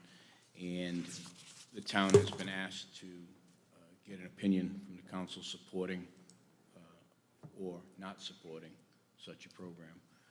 Harbor Management is here this evening, would like to also speak on this agenda item. Okay. Any questions? Do you want to wait?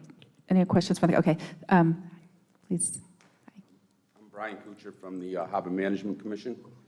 And at our last meeting, this application came before us, and we voted unanimously to write a letter, to ask the council to write a letter of objection.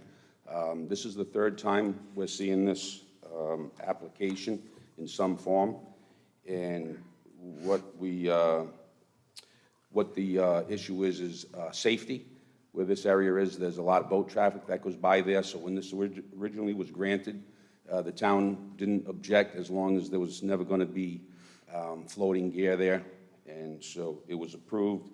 They came again in, I think, 2020, asking for floating gear. The harbor master objected. We have a couple letters, I think, was included in the information. And the Harbor Commission also objected for the same reason. A lot of traffic, safety, and now the modification they're asking for is, if you can see the picture, so the yellow dot, the yellow shape up there up on the screen is the lease site. And so the only the only modification they added was if you have this paper with the blue triangle, so the southwest corner, which would be bottom left, omitted from floating gear, but it's still going to take up almost all that yellow area. And so you can see the other areas also aquaculture, but what it is when you look down towards the bottom of the screen, that's a channel that's, it's an unofficial channel, but it is marked, so a lot of boats going north to south up the pond, all right up there, back and forth, north and south. And then any traffic coming from East Pond, which is over in this area. So this is the northern tip of Great Island. And then so anybody coming through here, going up the pond, goes right by here. So with the popularity of the paddle boards and kayaks and a lot of paddle craft, the commission and the harbor master think that these people would be pushed out with all floating gear in the way. So the application states that they're going to have over a mile of line with floating gear attached to it. So it's going to be quite busy looking in there. We have letters from Kevin Connors, the harbor master, and then also a memo from Mike Stack, the South Kingston Harbor Master, who opposes it also. So it's just a tough spot, very busy spot, and we just don't think that there should be floating gear there. Any questions from the council? So when you say push them out, Brian, it's going to be really busy traffic because the floaters would be there, the agricultural floaters would be there, and you'd have to push the traffic out, so it would be that much more unsafe for the in and out of the boaters and the people. Exactly. So also, right in this area, in between the islands, there's a no-wake zone that's been placed there so people can go out there and drop the hook and, anchor. So that's all no-wake. So with people anchored here, the people run up and down here and then going by each other. So, you see the kids in the dinghies and the small craft, getting out of the way. And that's where they go. Anybody heading towards East Palm that way, they go through that area. Yeah. So with it just packed with gear, it's going to discourage people from traveling through there. So it's dangerous to kayakers and anybody who's paddling anything. That's because they're trying to stay out of the channel. Correct. They're going to be staying away from the boats that are underway. Dinghies, the kids in the dinghies and stuff. Yep. I've kayaked around there myself. Yeah. Council Lawler, thank you. So, Brian, currently where you see the lighter yellow color, that's where they currently have the underground right now? No, so, right here, they have approximately 6 acres. This is about 1.5 acres that they have for not floating gear. And so they occupy pretty much this whole cove right here in 2 separate leases. That's why they're 2 different shapes. Okay. So this whole area is floating gear. And so back in 2014, when they approved that site, there was concerns from the public and from the commission that people actually go through here. This is all good call hogging up in here. This used to be a little duck blind right there. It doesn't get used anymore. So anyways, there was supposed to be a channel that was left open here so you can go out here and go by Cedar Island there. And this is a popular call hogging spot too. So now all this gear's in the way and you can't get through. I was out there New Year's Day and you can't get through right now. Maybe that'll change, I don't know. But yeah, so they already have 6 acres of floating gear already. Right. I just wanted to point that out. So this is in addition to the 6 acres that they currently have, that they're looking for Correct. more. They're going for less than 1.5, but it's almost all of it, because if you look at that picture, it's just a blue slice that they're not requesting. But also, how they describe it in their application is, it's 6,000 feet of line. So it just seems like an awful lot of stuff, and then that's just going to push the people out for the safety problem. Absolutely. Brian, did you say they applied 3 times? This is the 3rd attempt? Yes. So the first one was their first application for the lease, and it was granted, but with the pending the town's opinion of no floating gear. And then I think it was around 2020, I could find that out exactly, but it's roughly 2020 or so, they applied for floating gear, and the same objections were stated, that, the safety and all that. And now it's essentially the same application, except that little blue triangle being omitted. Thanks. Okay. Councilor Ferrandi, I don't know if you had any questions or are you all set? Yeah, I just have one observation. I think it's critically important, being with the proximity to that channel and whatnot, that it definitely needs a second look or some, letter of just explaining that it's a difficult area to put that gear in.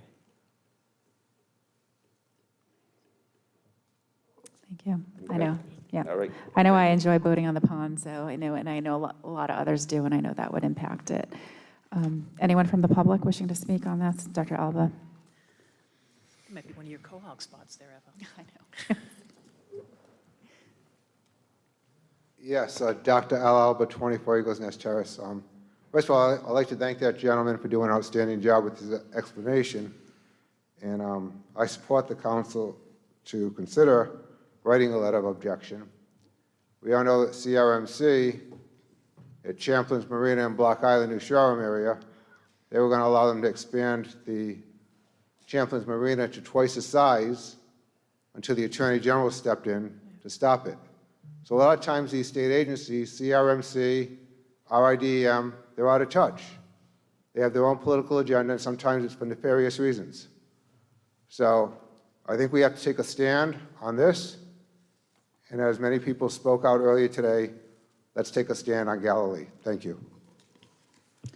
Okay, thank you. So I will read the motion again. It's a motion to authorize staff to write a letter of objection to CRMC requesting a public hearing relative to the installation of floating aquaculture gear at 1 Jonathan Island.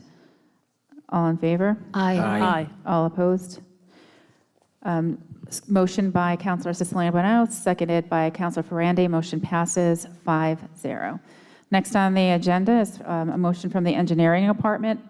It is a motion to approve a one-year contract extension for water testing and miscellaneous water quality consulting services with RI Analytical at their quoted prices for a one-year period under the same terms and conditions as the original bid. I'll move the motion. Second. Do you need to speak on this one, Jim, or? Just the extension of the existing contract, because we're required to test the drinking water weekly, and it has to be an independent laboratory. We can't do it internally. Okay. And they were the lowest bidder before. Thank you. Responsive bidder, and it's just an extension. Thank you. Questions from the council? All in favor? Aye. All opposed? Motion by Councilor Cicilline Bonano, seconded by Councilor Ferrandi. Motion passes 5-0. Next is a motion to approve the contract extension for miscellaneous repair and construction for the Water Division, Wastewater Division, and Public Works Department for a one-year period with George Sherman Sand and Gravel Company Incorporated and Boyle and Fogarty Construction Company Incorporated at their quoted unit prices and percentage markups for outside contracted services and materials, excluding bid items 2F and 2G, under the same terms and conditions as the original contract. I'll move the motion. Second. Any questions from the council? All in favor? Aye. Aye. All opposed? Motion by Councilor Cicilline Bonano, seconded by Councilor Ferrandi. Motion passes 5-0. Next is a motion from the town solicitor. It's a motion to read, pass, and adopt as a second reading an ordinance and amendment of Chapter 58 of the Code of Ordinances of the Town of Narragansett entitled Retirement and Pensions, specifically Normal Retirement Benefits, Section 25A, B, and C. I'll move the motion. Second. Any questions from the council? This is a second reading. All in favor? Aye. All opposed? Motion by Councilor Cicilline Bonano, seconded by Councilor Ferrandi. Motion passes 5-0. Next from the Town Council, we have a motion to approve amendments to the Town of Narragansett rules for commission, committee, and board appointments. I'll move the motion. Second. This motion comes from Councilor Cicilline Bonano. Would you like to discuss? So the boards that are comprised of, have ordinances, they require that the committee vote for the chairman, the vice chair, and the secretary, or the chairman and the vice chair. They have that in the ordinance, that they have to do that. The committees and the boards that aren't done by ordinance don't require that. And, over the years, I'm on committees, some people are chairs for a few years, some people, they change every year. I couldn't understand why. It's because some of them are derived from an ordinance and some aren't. So it's pretty democratic, but we have diversity, we have the senior board. Some of these people have been chairing without an opportunity to give it to another member of the committee. So if we decide to pass this, then it would be democratic, and then every year, the boards and committees could re-elect a chair. They could re-elect the same person or not, but it would just give those people an opportunity if they didn't want to be the chair anymore, and other people that did. And so I now understand why on the land trust, you do that vote every year, because it's done by ordinance, just like the affordable housing. But diversity and I think Park and Rec, some of them don't have that language. And so I just think it's a nice I feel bad mostly for Alicia, who's been on the chair of the diversity committee. She might want to do it another time or not, but if we don't do anything about it, she stays the chair the entire time. So it's up for discussion, and again, it seems to be a democratic way to vote each year, whether it's done by an ordinance or it's just a board or commission. But I just don't think it's fair that people get, not stuck being the chair, but I know on the committees that I'm on, people want to switch it up. So I don't know what everybody thinks. Any Councilor Ferrandi, do you have any comment? My opinion is, I think the boards that have it in by ordinance is there for a reason. Some of the committees are more stable. They're standard ones, planning, zoning, whatnot. I think the whole idea of a citizenry group on a lot of these boards is important, and I don't believe it diminishes because someone's not the president or vice president, chairman on a committee has any less power. I think they all can have as much power as they want, as long as the board and the committee and have a good working relationship. So I don't really see a need to change it just for that reason alone. Thank you. I can think of another reason. And that is, I'm a big fan of standardization. And I think that, there's nothing that makes one committee or board different from another in terms of the way that the process should work. There's certainly many different ideas, many different things. So I think the process should be the same across the board. It makes a whole lot of logical sense. It makes life a little bit easier for the folks who have to administer these things. But besides that, because we have specific term limits and because we have staggered terms, it is important to determine who's going to sort of take a committee or a board through a period where the person who has been the chair for a long time, to a period where they can get accustomed to the idea, preferably if there is a board chair already there, so that they can make sure that they have they understand the ropes. So I think there's a lot of good reasons to ensure, besides a democratic process, besides that, to ensure that we are doing something that is standard, that's structured the same way for every group. I think it makes it easier for the town clerk's world too, and this is a lot of work for the town clerk's office. So every aspect of it makes a great deal of sense to me. Councilor Lawler? So there are 2 points in this motion that I am not in agreement with, and the first is one that we're just speaking about right now. Boards and committees, they are made up of residents of this town, taxpayers of this town, who are very capable, if they do not appreciate the chair leadership that they have, to be able to speak among themselves and decide that they want to oust a chair. We saw it happen in EDC last year. So they're very capable of doing that, and I believe that democracy is right there, is people that are represented in that group. They did not like what they see. I don't know whether they feel that way anymore, but they made a chair change. The other portion of this motion that I am not in agreement with is under requirements and rules for membership, number 4. Where it inserts the date of prior to October 4th, 2021, as including that date as a time limit where they can continue on to serve another term. Now, this date was inserted by the last council when it was uncovered by them that there had never been a codification for an item that was on the town ballot for term limits of town committees, and it never was codified.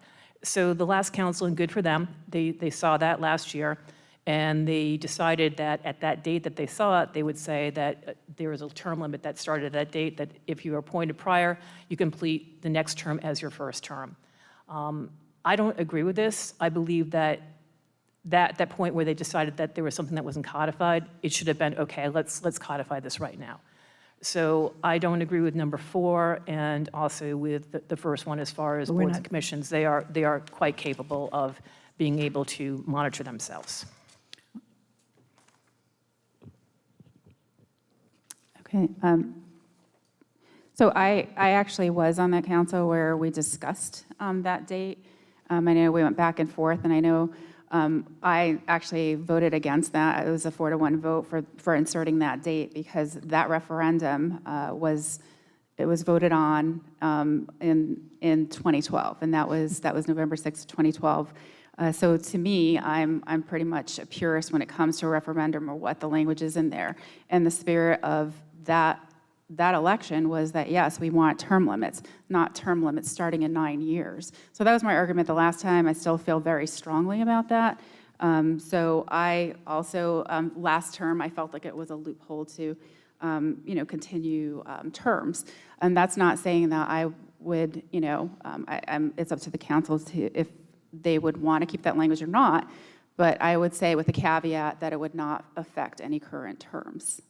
So that I had that in there as something that I wanted to address. I also think that, with the, there's state statutes that say when, certain committees, boards, or commissions, there's rules that when elections happen, when you look at some of them, that actually clearly outlines, like, yes, this is, January, these elections will happen. We do have term limits. I think, there should be some continuity for, leadership positions, and you do have a plan, there's staggered terms, so you're ensuring that there's people who want to be in those leadership positions going forward. So that, I think we could change the language where it just states something simple where, all boards and commissions will elect, a chair, vice chair, and secretary and leave it at that, and leave it up to the discretion of the boards and committees as is currently in there.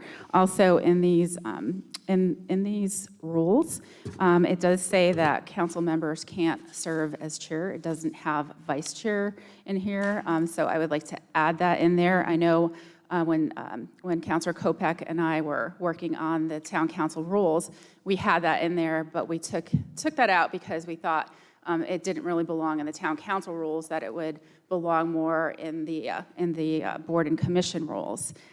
Also, I think we should also add some of the language that was in the town council rules where it discusses and talks about how as council members, we serve as liaisons, and then taking that language and putting it in the town council rules, since we struck that language out. Point of order, I think we're a little off topic here. Yeah, I didn't look at all these rules for tonight. Right. The only rule that I was presenting tonight was that there would be annual elections. Those rules that are there exist. If you guys want to change them, that's not my motion tonight. My motion is just to look to make sure they have annual elections. As far as the boards and commissions, that's for another conversation. No, I think, so the motion, as I read it, is actually states clearly that it's a motion to approve amendments, and there's nothing specific to the amendments that we're putting there. So we're discussing a motion to approve Okay, so I'm going to withdraw that because the intent was just to look at annual elections. If you guys want to take the time to go through the boards and commissions, we can do that. That wasn't what I wanted to do. Right, I wanted to bring it. But you we can't withdraw a motion once it's on the table. I'm just going to refer to Janet, our town clerk. So once the motion is discussed by council, it would be a vote. You'd need to make a motion to withdraw, and you'd have to have a second and a vote on that. Yeah, I don't want to get into the weeds of all this tonight. That wasn't what I wanted to do. So if it's misunderstood, I'm happy to withdraw it. So Janet, are you saying that she has to make a motion to withdraw it? Yeah. So just make a motion. Yeah, so I'll make a motion to withdraw it. Second.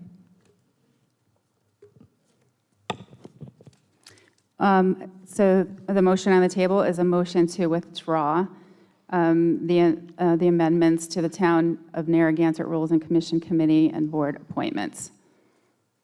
All in favor? Aye. All opposed? Okay, so we are withdrawing motion by Councilor Cicilline Bonanno, seconded by Councilor Kopech, and Motion carries 5-0. Do I need to go back to the original motion to approve amendments? No, that was amended. No. Okay, thank you. Okay, so next, let's move on to the next motion, which is from the town clerk.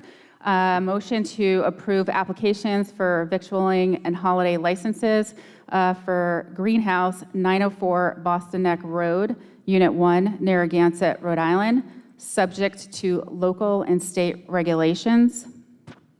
I'll move the motion. Second. Okay, with this one here, Ms. Taro, there's a difference in the, if you could just discuss that. Yes, in the summary, it lists the wrong address. The correct address is in the motion. It's 904 Boston Neck Road. Okay, So but that doesn't affect. 20 Kingstown Yes. Road is the next motion. Thank you. Yeah, so that's fine. Any discussion from the council? All in favor? Aye. Aye. All opposed? Okay, it was a motion by Councilor Cicilline Bolano, seconded by Councilor Ferrandi. Motion passes 5-0. Next is a motion to approve applications for victualling and holiday licenses for Surfside Deli LLC, 20 Kingstown Road, Narragansett, Rhode Island, subject to local and state regulations. I'll move the motion. Second. Any discussion from the council? Any questions? No. All in favor? Aye. All opposed? Motion by Councilor Cicilline Bonanno, seconded by Councilor Ferrandi. Motion passes 5-0. Next is a motion to appoint Stephen Dano Jr. and Joseph Harvey as tree wardens for the town of Narragansett pursuant to our Rhode Island General Laws 2-14-2. I'll move the motion. Second. Any discussion? All in favor? Aye. All opposed? Motion by Councilor Cicilline Bonanno, seconded by Councilor Ferrandi. Motion passes 5-0. Next is a motion to appoint one member of the public to the pension board. Do I have any nominations? I have a nomination to nominate Ryan Leet. Any other nominations? I'd like to nominate Doug McLaughlin. Any other nominations? Discussion? So I'll just tell you about Brian, and then you can talk about Doug. So I don't know Brian at all, but I did speak to him. I did look at his resume. He has a doctorate in business administration. He's a professor at Salve, Regina. He has 25 years of experience in the finance industry and services. He's a resident of Narragansett. He is interested in serving on the pension board. He believes that he would be an asset to the group, and looking at his resume, it's outstanding, so I think he would do a great job. Okay. Any discussion? Anybody want a second line? Oh, no, we don't. We were discussing the candidates, and then we'll make a motion to, after we do. I just have one thing to add. He has a wonderful resume, but I'm looking at his board. He didn't select the pension board. He has the EDC and the finance committee. Well, it came in as a pension application. He later called in and wanted to extend his application to the pension board. Because he withdrew from the planning board, correct? He withdrew, wasn't he an applicant for the planning board as well? No. Any other discussion? I just want to give a little information about Doug. He was a former counselor here in the town. He also served as a police officer for a long time. I believe he worked for the state, also in the, I believe in the fraud division later on in his career. And I think he's been an upstanding individual and, excuse me, a good participant in this town. And he's been on other committees before and done a good job. Okay, so I'd just like to comment that that Mr. McLaughlin currently serves on the Galilee Advisory Committee. He was recently appointed, so he is already serving on another committee. I just wanted to let the council know that. Anyone from the council? So I would just say that, because we do have other candidates that I think I think it's always a good idea to bring as many of our willing residents who volunteer into, I didn't mean that as sarcastically as it came out. We're willing volunteers too, right? I think it's just really important to give people an opportunity to serve, and he does have an outstanding resume, so I think that he would be, I'm sure Mr. McLaughlin is a good candidate, but I just think in this case, we should go with Mr. Lee. I just want to be clear, I have a motion out here and a nomination. I have not heard a motion. There is no motion on the table yet. So there was a nomination, we had nominations, we had discussion. If somebody would like to make a motion, now's the time. I'd like to, go ahead. Go ahead, Deb, I'll give you the honors. I'd like to move to appoint Brian Leet to this position. I'll second that, to the pension board. To the pension board. Okay, all in favor? Aye. All opposed? No. Okay.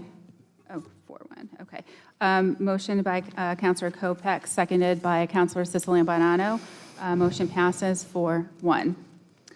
Next is a motion to appoint Peg Fredette to the Economic Development Committee as a Chamber of Commerce representative. I'll move the motion.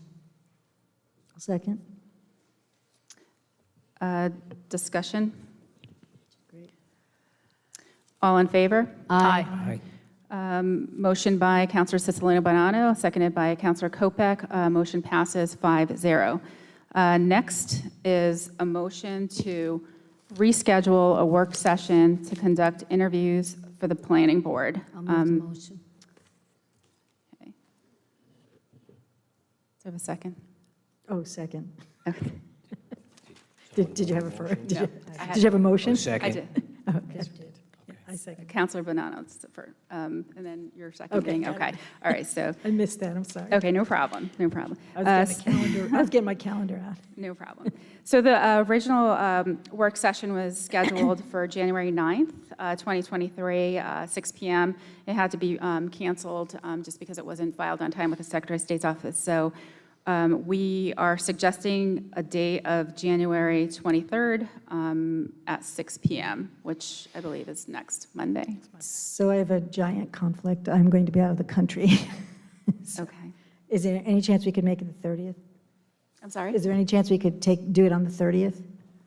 I'd like to go sooner than that. I'm gone for the whole week. You can't come back. I will be back. I think the four of us can move on with this, Eva. Well, it's I mean, kind we'd of a have four big guests. appointment. It would be helpful Yeah, if it's the a full planning board council was appointment. there, I think. It is the planning board. It's a very important decision. Does I the, don't have any problem with the date as it is. okay, does the date, I mean, usually, I know sometimes I haven't been able to make it. It's currently scheduled for the 23rd. I don't know if other council, I can make it that day. I don't know about other council members. The 23rd? I'm available. I'm available. You know, I can make it too, but I think it is a big board, it's a big decision, and I think it's important, and we should have the full council. I mean, is it imperative that we can't wait for Deb until the following week, until the 30th? I mean, Are there any, that's not a scheduled meeting, right? Nope. No, that date is available. It is available. The 30th? Okay. I mean, I kind of wanted to move forward. I know there's a lot of issues in town that we're trying to address in terms of housing. I think it's important. I just wanted to make sure that, we address them. But so we can, I mean, I'm fine with changing it also. I know it's important to, it's an important appointment. I can make it on the 30th as well. Seeing that, does any of the council feel strongly about the 23rd? I know we're just discussing that it's an important appointment, but 1 week, we have individuals in place. So we have somebody in place, so. I can do the 30th. I guess I can do the 30th. It's just disappointing because we've already had to delay it once, so. Yeah, we have delayed this already once. I was ready to go that time. Right. And it's supposed to, okay. All right, okay, so let me read the motion to schedule it for the 23rd. And I guess we could also have 23rd or advance 30th? comment and feedback ahead of time for the appointments. I think we have only a couple candidates that we have extended interviews for. So I think just keeping in line with the council calendar for in terms of like work sessions and scheduling them, just knowing ahead of time that it would be the 2nd or the 4th. I personally would like to stick to that schedule.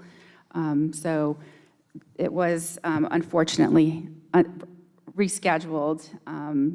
And that's kind of delaying us another several weeks, a few weeks from there. It's a week.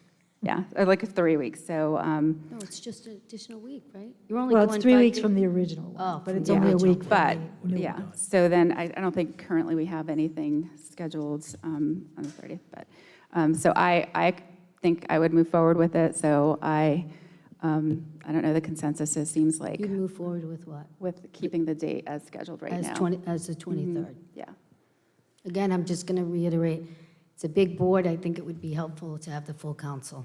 In the past, we've always given the respect and the courtesy of everybody being there. I mean, it's a week later.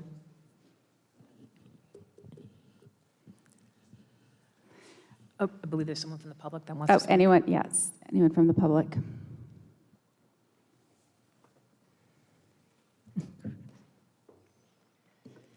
Hi, Paul Zonfrillo, 7 Winwood Circle. I think it is important, board, it's been delayed by a few weeks. More cases are going to get heard in the process, so, you know, and what happens on the planning board is that the same people have to listen to the case all the way through. So you're not, you have to weigh, you know, having one counselor talk to that person, the 2 people, versus, you know, moving forward. So I would suggest that Council Kopech can certainly talk to the people on her own and watch whatever video is being done and ask any other questions. But it's a really vital board, so I would encourage you to not waste any more time. Thank you. Mr. Lynch?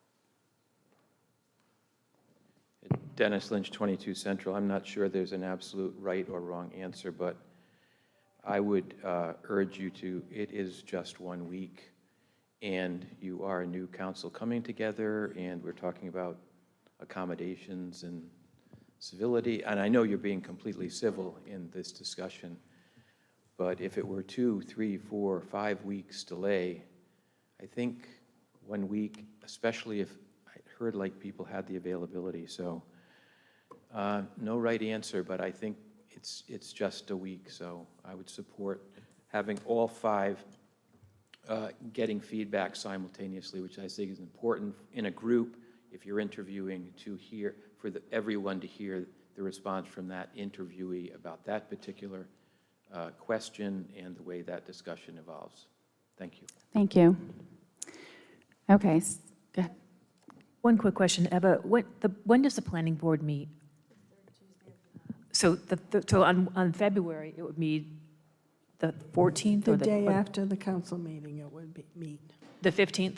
Yes, that person would not, a new person would not be eligible to vote because they have to sign their paperwork and so forth before they can vote. Okay, so then I think we should just reschedule. I'm gonna suggest rescheduling it as well. I mean, I think it's important also for all of us to be there. I know it's hard, like in the past, like I've listened in, it's a different experience actually interviewing the people than hearing it or asking questions in advance. It's like we get to be together. So if that date is available, because unfortunately we had to reschedule it, so we'll just, if everyone obviously can attend that. So do you want us to make a motion to reschedule to the 30th? Right. So motion to reschedule work session. Do I have a second? I'll second that. All in favor? Aye. For the 30th, okay. Thank you very much. Yep. Motion made by Council Lawler, seconded by Councilor Cecilia Bonanno. Motion to reschedule for the 30th passes 5-0. The next is an executive session where it's a motion to retire to executive session of the Town Council in accordance with Rhode Island General Laws 42-46-4 and 42-46-5A1 for personnel, review applicant resumes submitted for the positions of town solicitor, assistant solicitor, and municipal court judge, and begin planning the interview process. Do I have a motion? I'll make the motion. Second. Roll call vote on this one. Councilor Cecilia Bonanno. Aye. Steve Ferrandy, aye. Deb Kopak, aye. Jill Lawler, aye. Eva Drzinski, aye. Motion carries 5-0. So we will retire and we'll come back after our meeting, and there'll be a disclosure of executive session votes.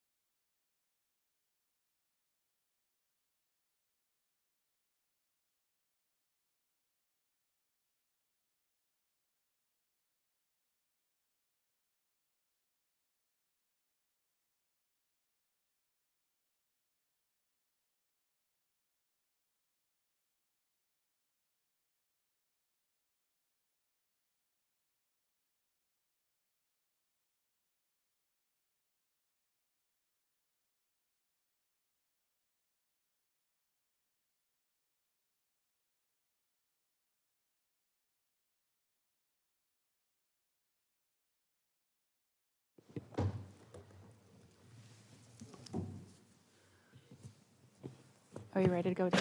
Okay. So we're back. So this disclosure of executive session votes, exit and reconvene 5-0. Do I have a motion to seal the minutes? So moved. Second. All in favor? Emma, you need to say the first, the second, on the votes to exit and reconvene. Okay, sorry.